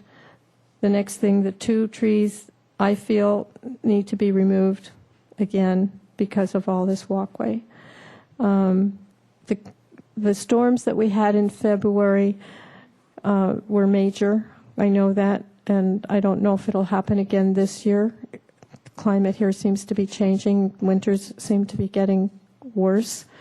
And the leaves from the tree, I can't be there on the roof every day if we have it and they unblock it that one day and the next day or the next day it's windy, the leaves are there. It's a continual thing. It's going to happen daily. It's not going to go away. And I can't have somebody living on the roof every day. It just can't do it. I'm trying to run the business. And when he offered me $500, this was many months ago, to sand down the corner of the sidewalk so that there wouldn't be someone tripping or lawsuit. I said no. I said that's not going to fix the problem. The problem is major, and it does need to be addressed. And I'm trying to run my business, and it's hard times economically. And I just feel very strongly that the issue with the trees is hindering my business. The nail salon calls me and he says, I have water in there. Now the tile leaked at the back of the shop and all the carpet got wet. And they had to hire somebody to dry out the carpeting and suck out the water. I mean, I can't do that. It happened at H&R Block, and their store was closed at the day or whatever day it was, and I had to call their head office and try to get somebody out there and fix the problem. It can cause more damage. It can cause mold coming in the carpeting if it's not dried out. There's a lot more, and it's not only the leaves on the roof. It's the actual tree roots that are a problem, and combined with the leaves falling on the roof and blocking the drainage. I mean, I didn't know that, and this last year was the worst. This went into all the stores, and there was a lot of damage. And I still say again, we need to take out the trees. There was I did some investigation and Just so you know that you have 10 more minutes. 2 more minutes? 10. Trees on State Street near Ontario, I think it was, in that area, they had those big trees, and I cut this out from the internet, and I put a copy in there, and since you have a lot of this information, I gave you copies of everything. I unfortunately have some more invoices that didn't get copied. I ran out of time today to do that, that the list of expenses are a lot more. And I'm asking the City Council to take out the trees. The jeopardy that is to the building itself near H&R Block and the cracks at the foundation are serious, and that's not an easy fix. I think that continually having this problem, the financial burden on myself, the income that I have is not substantial that it's going to take care of all those fixes, and I think the city should be responsible for the damage and the repairs. I'm just trying to run my life and survive in today's times. And I feel that the trees were planted, especially the one that's near H&R Block, too close to the building. And I think that the council people at the time that it was planted didn't take a good look at putting in such a large tree that they knew was going to be 30, 40, 50 feet tall and so close to a building is less than 4 feet away from the roof. When I took the pictures, I think it's maybe 3 feet, not even. It's almost touching. So are you going to have to continually go and prune this and get the leaves? I think when Dale came out to look at the tree and suggesting maybe putting netting over the tree so that it holds the leaves and so they wouldn't blow on the roof. I don't know if that's feasible, because then you're going to have all the weight on the tree and they're going to have to clean it out. Perhaps if you covered the tree with netting, then I wouldn't have the leaves on the roof, and that would cure that problem, but it's not curing the roots that are growing under the sidewalk and the walkway, the private walkway, and clearing that out. I think it needs to be done and to fix the problem. Otherwise, we're looking at just short term, and it's going to be continual. It's not going to go away. And the other trees that were taken out on State Street weren't even as serious a situation. And then one of the members, I don't remember which one, mentioned something about the trees are 2/3 through with their lifetime. And so in another 20 years, you're going to take out the tree. But in the meantime, we'll have the continual damage. And it's going to get worse. I'm really concerned about the driveway. So I don't know. I have nothing else to say except that it needs to be relooked at. And I'm asking to reconsider and have the trees taken out, both of them, because it's not going to go away. That problem is not a fix. It's just a Band-Aid right now to cut the roots, and the roots will grow back. Now I'm concerned about the parking lot. The asphalt is all cracked up, and that's a new driveway. It cost a lot. Okay.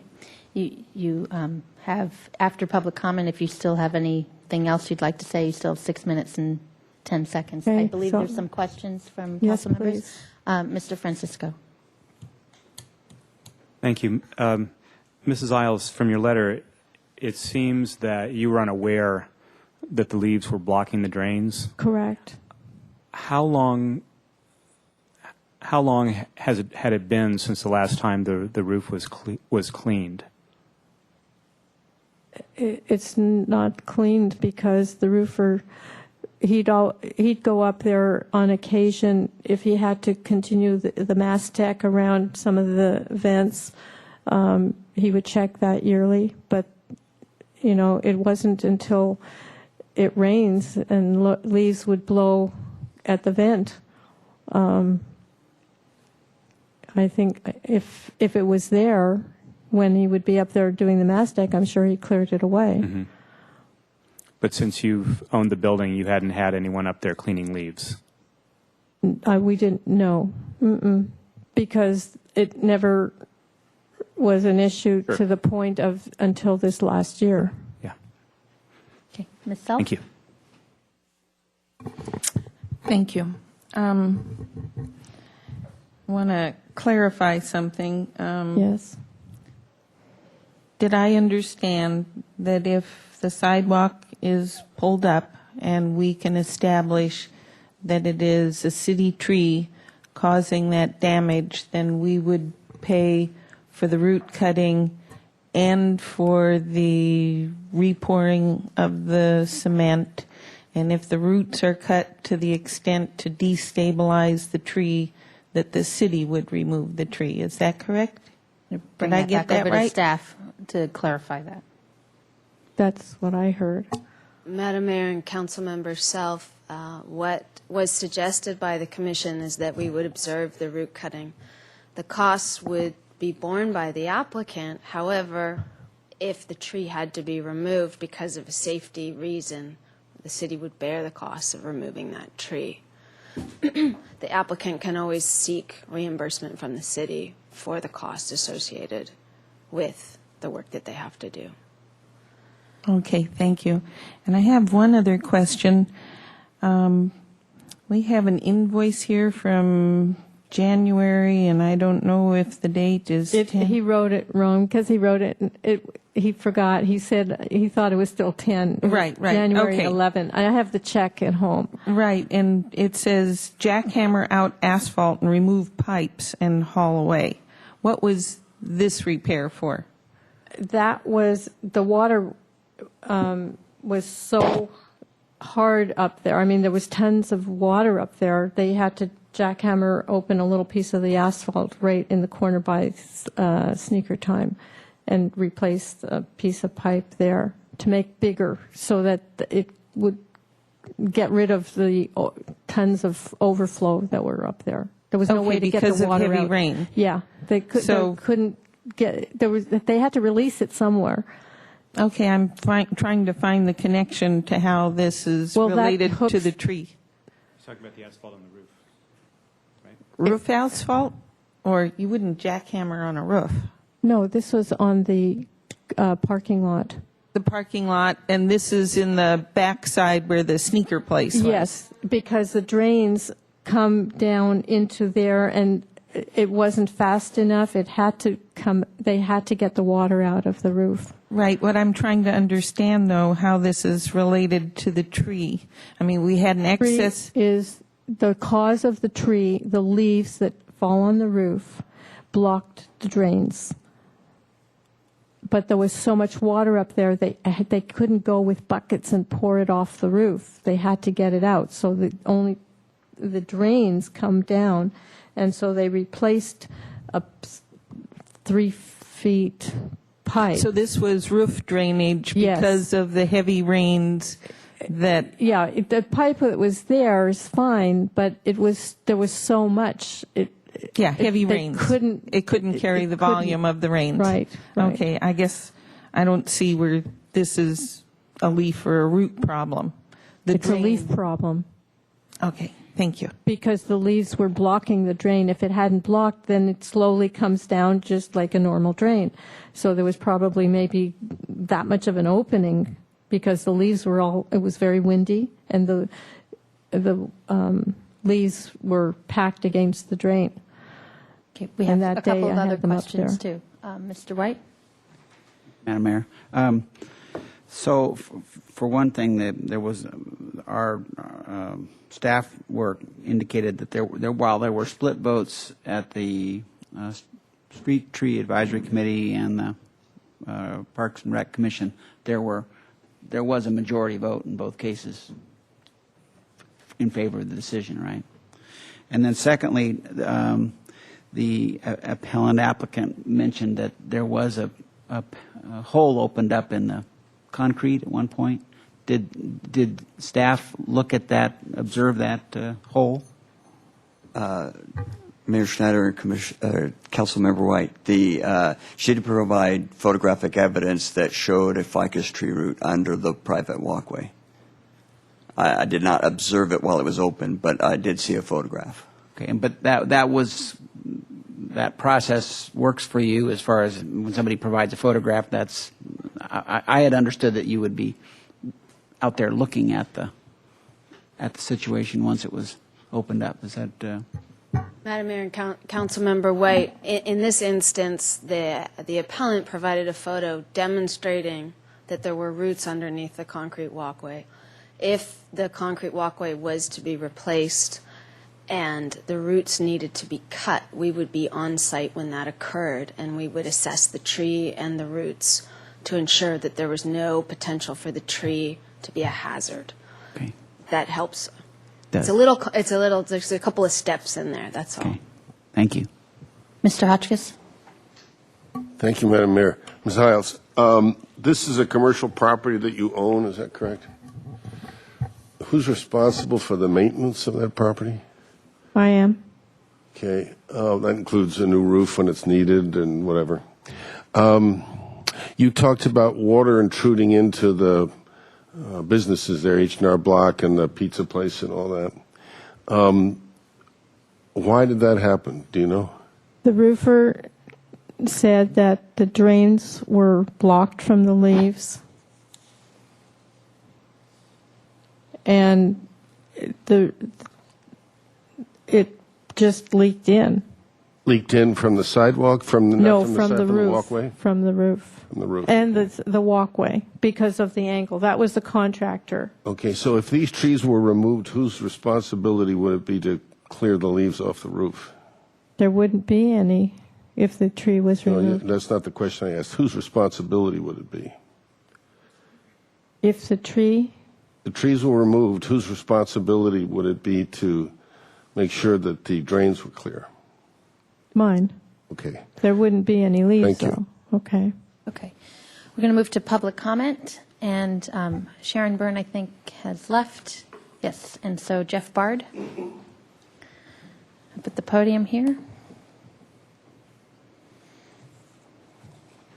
Good afternoon, Madam Mayor and members of council. I occasionally testify on tree issues. If you Google Upland Research Science Action, you see that I'm particularly interested in native trees such as Monterey cypress. As a California native born right here on the coast, I've always felt that our rich natural heritage is a tremendous asset, not just for tourists, but for residents. And when I drive down a street like Milpas, it's largely commercial.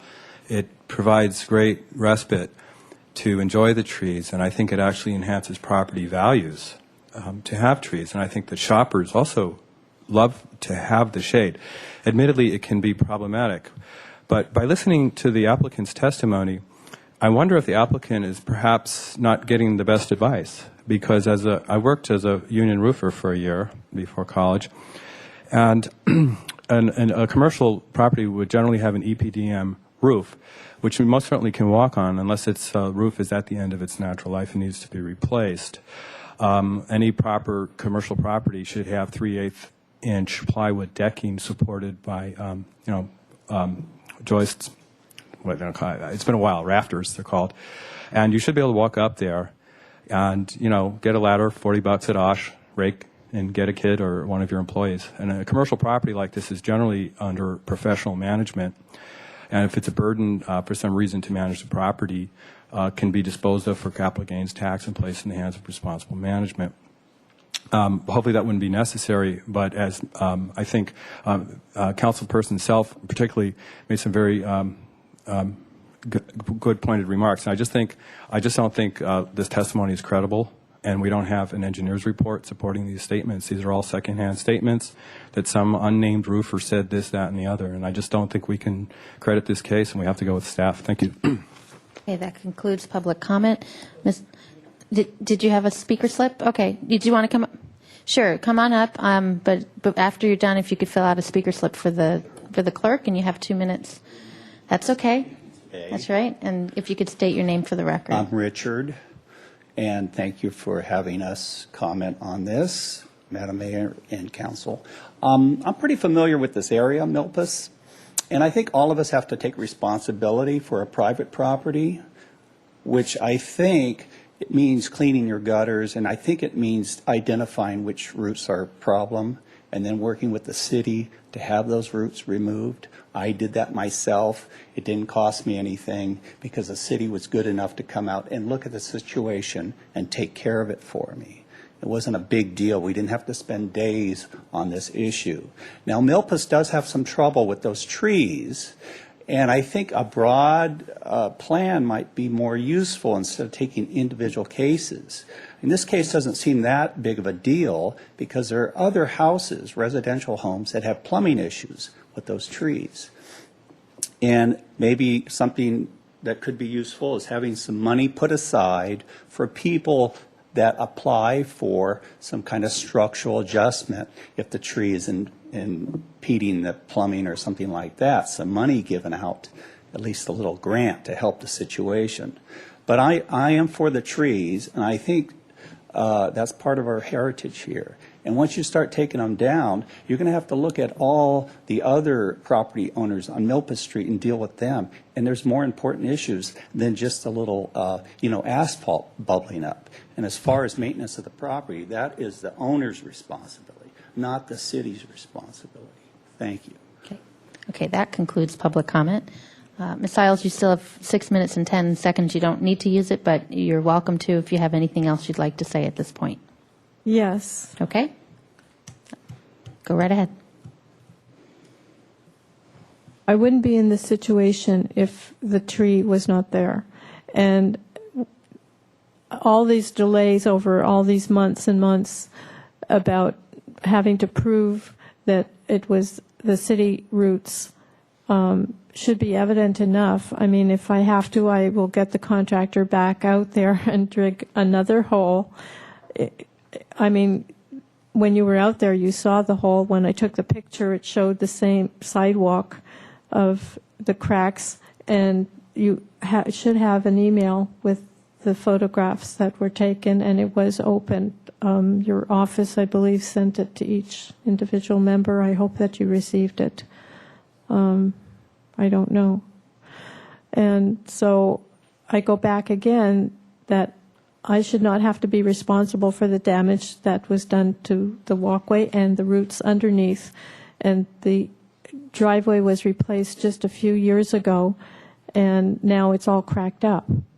And that should be the responsibility of the city to reimburse me. If I have to start paying somebody to crack open the sidewalk, that's $6,800, and then find out that you decide that you don't want to pay for it because you feel that the roots are not a problem, which they are, in my opinion. I'm not a professional, but the walkway is raising, and it's pretty evident when you replace a sidewalk, public sidewalk, that the roots are actually growing underneath and are so close to the private property, they're going to raise the sidewalk and the private walkway.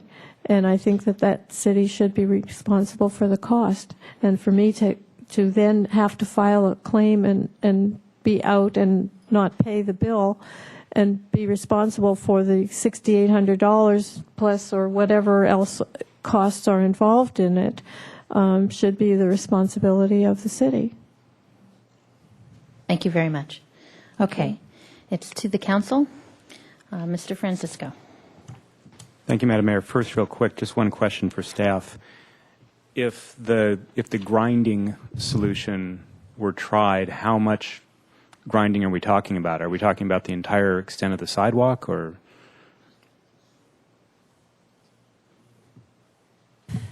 Madam Mayor, Councilmember Francisco, it would be the edge of the sidewalk that was uplifted, is my understanding, what was identified through the claims process.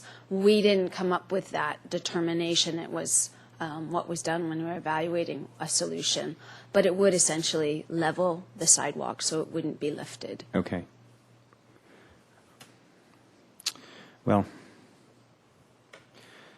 so there are two competing interests here, both of which are valuable. I mean, the city of Santa Barbara, one of the things it's known for is its trees, and it's an important part of our historic and cultural heritage, and obviously an important part of our living heritage.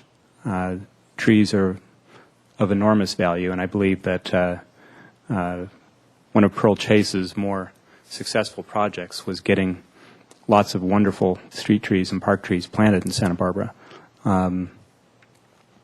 So obviously these trees have enormous value to the whole community. In fact, because I was reading Mrs. Isles' letter this morning and thinking about this when I drove down to City Hall today, driving down Anacapa Street, just when I passed Alameda Park, it really strikes you, if you're thinking about it, just what a huge impact our street trees have on the city.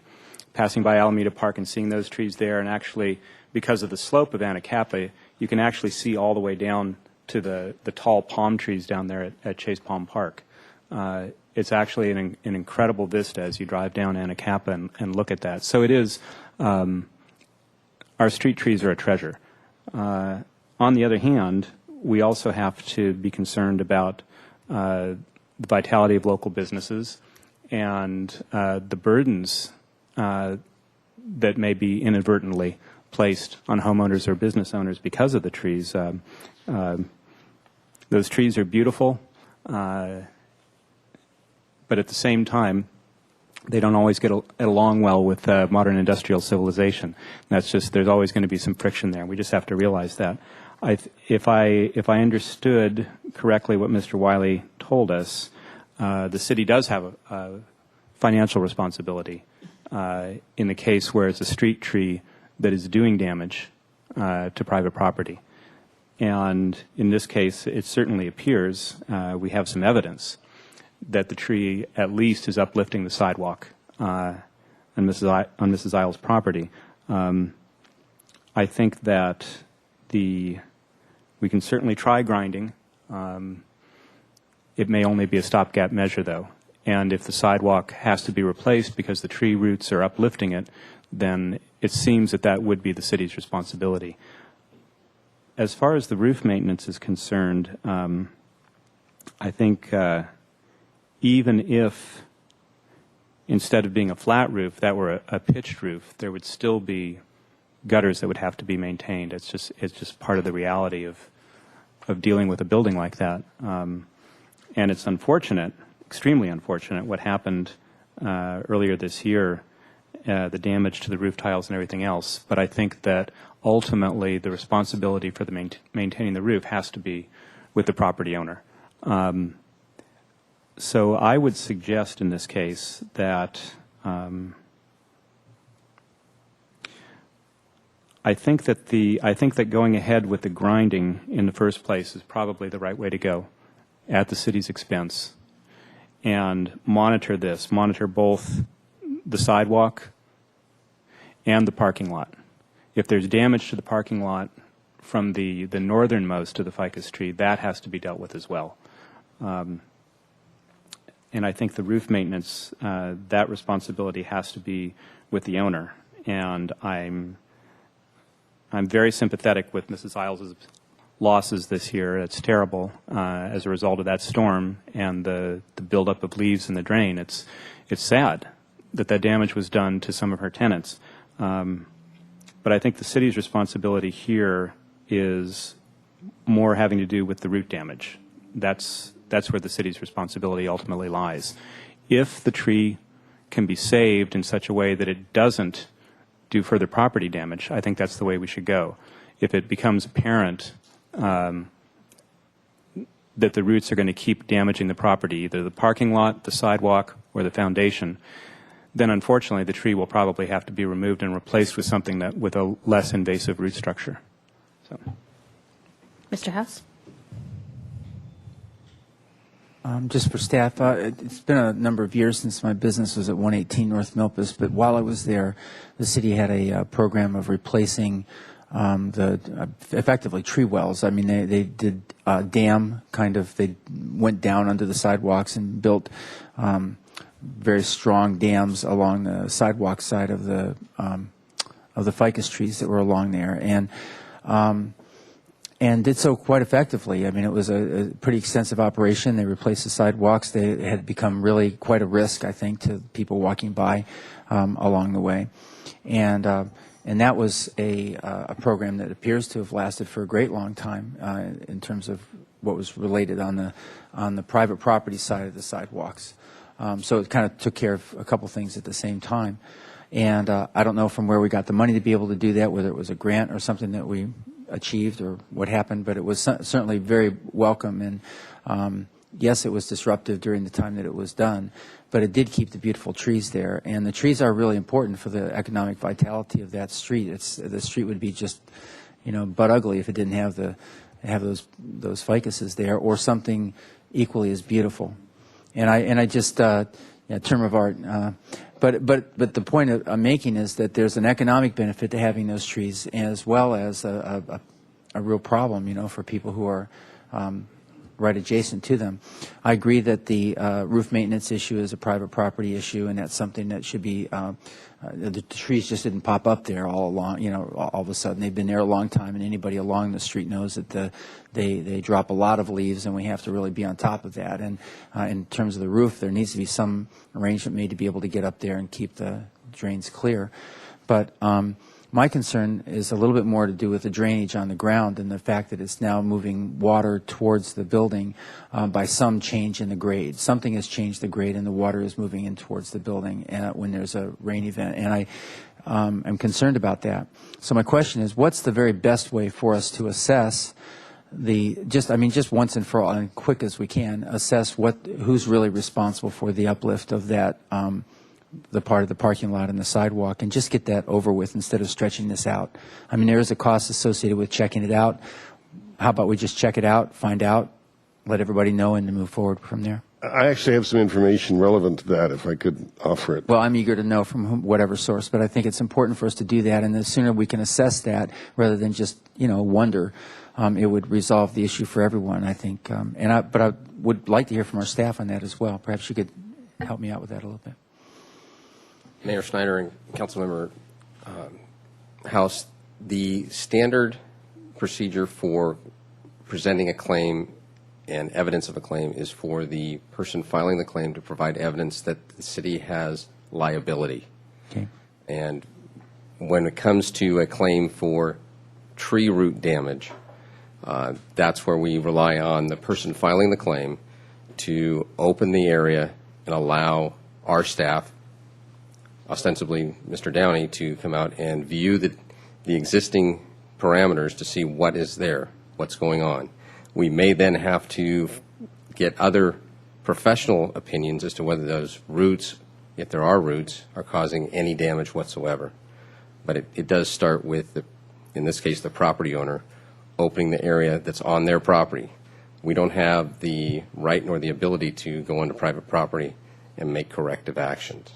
We can do that with our sidewalk because we own that. Is there, if I may ask, is there a way to do that in a sampling method rather than taking up like an entire parking lot or something, but to be able to do some samples in the particular places that demonstrates the... And I would encourage the person filing the claim to seek out a contractor who would work with them on keeping the costs related to the exploration at a minimum. Yeah. And there are those who will do that. there are others who obviously will make other arrangements. Okay, thank you. Well, I know there's others who want to speak. I'm tending to lean towards not supporting the appeal, but certainly, encouraging the private property owner, Ms. Isles, to be able to go forward and do that particular thing, because I think it's very clear today that if the city were to be found culpable, we would bear the cost of whatever improvements needed to be made, and we would retain the tree as best as we possibly could, unless it were not just simply not healthy for the tree or for public safety. Mr. Hotchkiss. Thank you, Madam Mayor. Speaking to what Mr. House was just talking about, you're talking about the sidewalk being lifted and therefore water flowing into the building. Yeah, that's not the case. I went out and put a level on the walkways all around the that U shape there. They're all absolutely level. They don't tip one way or the other. So that's the way they were poured originally, because they're all the same, even the ones nearest the tree. So I don't think there's culpability for the city there. And insofar as Mr. Francisco's suggestion that down the line we might have to take out the trees, I've lived in a city where that's what they did. It's called Los Angeles. And any time a business person had a problem, the tree cutters came out and they just devastated streets. I mean, you would not want to have a bald street, as you described in somewhat more graphic language, like they have down there. And so I think it's far better that we do whatever we have to do, yourself included and me also, to preserve our trees, including, in this case, costly maintenance. There's no doubt about it. But as a commercial owner there, it's a responsibility that you accept, along with the advantages of having those trees, which I think enhance your operation. So I don't agree with your appeal. I understand the economic problems that have arisen, but I think most of those would be cured with frequent, steady maintenance, knowing that that's always going to be a problem there, just as it is in most of our homes when you have a tree around it at all. Anyway, I hope that you'll go away and are able to restore your business and, through your own maintenance, take your own actions. Mr. White? Thank you, Madam Mayor. Basically, I agree with everything that my colleagues have said so far, so I will not be repeating that. I value the city's. I had not recalled. I think I've heard it before. The 25,000 tree figure that is the city's inventory of trees. That's an enormous resource and an enormous responsibility. But I, with sympathy to the owner, these are not easy times, and this is a space which is not, which is, I would say, is part of the more economical commercial space that's available in town. And I'm sure that in these tough times that the hit that you took was a painful one. And at the same time, I do agree with what my colleagues are saying, that the trees are a major resource for our community and for including our business folks, and I support maintaining the tree and going through the process. I think we have a clear process for step by step, seeing how do we fix the situations that's there, and go forward if the tree lifts up the sidewalks more, then more steps to be taken. So I certainly hope that you will pursue those remedies and at least maintain your property to the best that you can. Question. It's to the council now, so your time is up. Your time is up. We're deliberating. When they talked about I investigating understand, the but roots. Ms. Isles, your time is up. It's to the council right now. So if we have a question we need to ask, we will. Mr. Rouse? Thank you, Madam Mayor. Well, Milpas obviously represents a Pandora's box when it comes to these things. There's a lot of big mature ficus trees. We've got some pinch points on sidewalks, and I've seen sidewalks lifting not only on Milpas but on other streets. But also, clearly, we need to maintain those ficus and the canopy along Milpas. I think we're all in agreement on that one. I'm not particularly satisfied with the discussions about, grinding, and I know the process, and I know that the protocols are to have the property owner do X, Y, and Z on these types of appeals, but I think there's I'm not an expert. I'm not a contractor, nor am I an arborist, but I think it's pretty clear those sidewalks are buckling up, at least in the public right of way, and I think those are issues, once again, Pandora's box all over the city.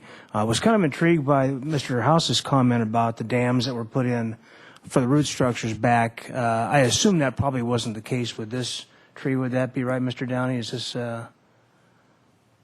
Mayor Schneider and Councilman Rouse, I don't have the information of when that was done and what exactly was done, especially specific to these trees. Ms. Zachary?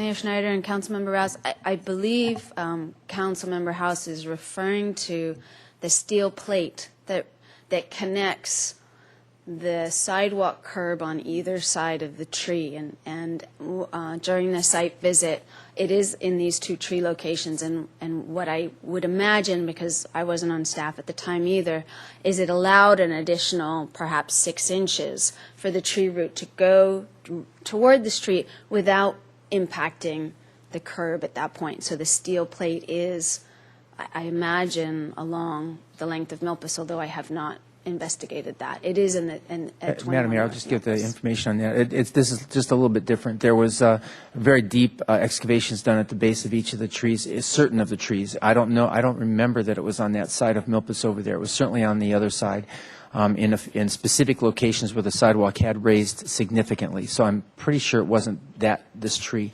And then down below, where roots were cut away, they actually inserted I don't know what the structure was, but something that went down deep into the ground next to each one of the trees. So, I mean, just having observed the process, it was rather quite an engineering feat, but it was done at specific locations where the sidewalk had been raised significantly. And I'm really pretty sure it was not this over on that side over at this tree at that time. Well, I appreciate the risk management's willingness to participate with Ms. Isles in terms of limited repair on her property. I think that's appropriate, but I am concerned about the public right-of-way and the pinch points and the health of these trees once we do root assessment, if that comes up. Happened on my street, my magnolia trees in the parkway, and they trimmed the roots, they moved the sidewalk, made a small pinch point, but it's a residential neighborhood, and those trees are really, they're struggling. And that's, so I don't know, like, once again, it's not in my skill set, but I would like to see us move a little bit further down the road than just strictly an offer just to grind. I mean, I see the grinding all over town. I don't think it's a long-term nor a very satisfactory solution. I think either some other type of material while being able to maintain the trees. I'm not going to vote for the appeal, but I would like to see us a little more proactive in the public right-of-way section of this argument. Thank you. Ms. Self? Thank you, Madam Mayor. Well, I'm glad that Councilmember Hotchkiss got his level out, and I'm not certain of this, but normally on commercial buildings like this, where you have a sidewalk, the roof overhang covers the sidewalk, so you can walk under it without getting wet. That wouldn't prevent a real windy day, but it sounds like that's a non-issue.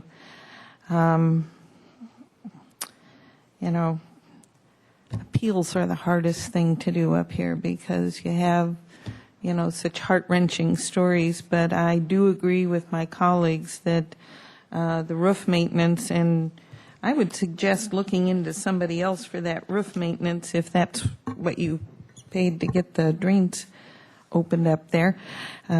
Just a suggestion.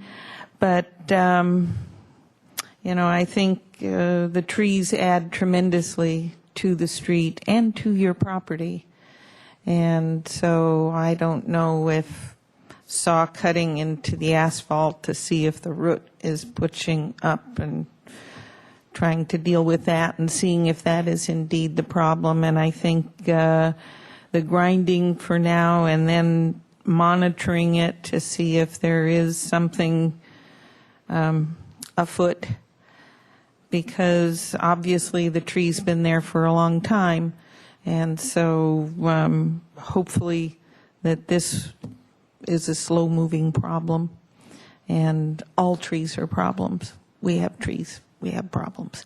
But they are beautiful, and it's the price we pay for having this beautiful city. And so I will not be supporting, I'll be doing what the staff recommends. Thank you. I'll just add, I also agree with my colleagues up here. I think I do want to commiserate with what happened to the property owner this year in terms of those added expense. Hopefully, and I think some of my colleagues also mentioned this about the roof, if there's a better drainage system. The pictures you did show me actually when we met, and then I looked at them afterwards. The drain itself, it looked pretty small compared to the size of the roof, and again, I'm not an expert either, but if there's a way to try to divert or allow other barriers for other leaf litter or something else to allow water to go through the drain system, might be an option. There are 3 drains. We're finishing up here, so. And I do appreciate the offer from Risk Management to grind the sidewalk, and I guess just agree with my colleagues that we should continue with that if the applicant so chooses to allow you to do that. And I know staff is looking at these ficus trees up in Upper State Street and looking at a bigger picture of what to do. Similar situation, about the same lifespan. I think those trees are about the same age as the ones on Milpas Street, having the same kind of issues, and you've been having some public meetings on a long-term process, and it might be worth taking what you've learned from Upper State Street and those ideas, and then maybe pretty soon after looking at Milpas, because like you said, these trees, as beautiful as they are probably within another 25 to 30 years of their lifespan, and just want to be a little proactive, and as they get older and bigger, they may be causing other problems, especially because the sidewalks on Milpas are pretty narrow, and they can, as mentioned, cause some pinch points. So I just encourage that moving forward, and curious to see how the Upper State Street process moves forward as well. Okay, Mr. Francisco. Thank you. So what is the lifespan of these trees? Mr. Downey. Mayor Schneider and Councilmember Francisco, the lifespan is approximately 75 years in this urban situation. They're about 2/3 the way through that life cycle. Trees are just like any other living being. There's a life expectancy, but they can shock you too. That is our best estimate. Okay. Thank you. We need a motion, unless there's any other discussion. Mr. White? Thank you, Madam Mayor. I would move that Council deny the appeal filed by Beverly Isles and uphold the Parks and Rec Commission decision to deny removal of the 2 ficus trees at 21 North Milpas. Second. Okay. Any other discussion? Yes. Mr. Francisco? I just want to make it clear that I want Ms. Isles to understand that I think the consensus is up here is that if the roots from that tree are the cause of damage to her property, we agree that the city is responsible for rectifying that. That is not at her expense. And that this is a very tough decision, because on the one hand, we have a responsibility to maintain street trees for all the things that they contribute to our life here. On the other hand, we also have a responsibility as a city to make sure that if those street trees are causing damage to your property or to anyone's property, we realize that we have a responsibility to take care of that. And so what we're trying to do here is to find a compromise solution that will allow that tree to continue there if possible. And we fully recognize our responsibility as a city to make sure that it's not causing damage. So I just wanted to be clear about. Thank you for saying that. Okay. All in favor? Aye. Okay, that passes unanimously. Thank you very much. Okay, so that concludes this item. And we're moving on to, I think, we're up to council member committee assignment reports. Mr. White. Thank you, Madam Mayor. I attended the Police and Fire Commission, Fire and Police Commission meeting last week, and Deputy Chief Mannix presented both some budget information as well as something that was, I know, is of interest to us as we've struggled with our personnel, our ranks of police folks in the street. And Mr. Mannix reported that even with our authorized strength at 141 now, 137, we're down to 114 in functional strength right now. We have an unusual number of injuries at this point, and as well as quite a number of folks in the academy. So hopefully, when those people come out of the academy, then our functional strength will jump back. We'll come back up a chunk. But it's You have 13, it's kind of I see there. 13 officers in the academy. and 14 in injury and in military duty. So That's a it's split. an unusually large number. Also, the Planning Commission met and finally had a bona fide meeting with quite an agenda, and not much of that has happened recently. And notably, approved a senior facility at 1820 to 1826 Delavina Street by a vote of 5-2. And then also work has begun. There was a scoping hearing on the De La Guerra Plaza for environmental review purposes. Question for Mr. White on the police report. Mr. Rouse? Any report on the liaison progress in terms of the community liaison force and or the restorative Restorative policing positions. Yeah. Only that hiring is ongoing and that that number is not complete yet. As I recall, they had hired a couple, but still had some openings still to fill. So they're still in the recruitment process. Is that? No, I think they're going through background checks right Background, now. Mr. So the tail end of that. Yeah. Mr. Hotchkiss? Just briefly, Madam Mayor, I've been going to restorative court just to get a better handle on how effective it is. And tonight, if we get out of here in time, I'm going to go to teen court. So I'll report back on that, too. And Mr. Francisco? Thank you, Madam Mayor. Just a little further gloss on Mr. White's comments. I spoke with Deputy Chief Mannix Friday night, and he told me that first, the authorized number is 141. Let's not forget that. And there had been three outstanding final job offers and a background check. He told me that those 3 job offers had been accepted, and that these young officer candidates will be going into academy in October, and that the background check had been completed successfully for a lateral transfer. So we will actually be at a strength of 142. However, you're absolutely right. We have a lot of people out sick, on injury, or military duty right now, and that is a problem. Thank you for that clarification. Last week, I attended the League of California Cities annual conference, and as your representative, and there were a number of good meetings. I have some notes I'll be taking, but about a lot of the sessions had to do with financing in terms of PERS and pensions, and that was very interesting. Communicating during a crisis in terms of the council's role and the city's role of that. There was issues related to volunteerism and coordinating that, and I know our Parks and Rec department is focusing on how to coordinate all the different volunteer activities and being more, that was part of their budget process. Budget issues was a big item, and there was a resolution passed that encourages the League of Cities and encourages all cities to work with the school districts on anti-bullying campaigns, whether it be cyberbullying or other forms of bullying. So I have that language and I can forward to you.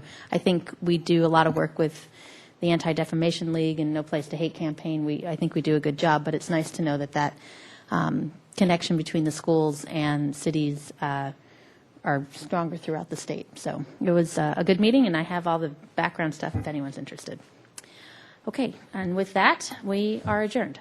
Thank you.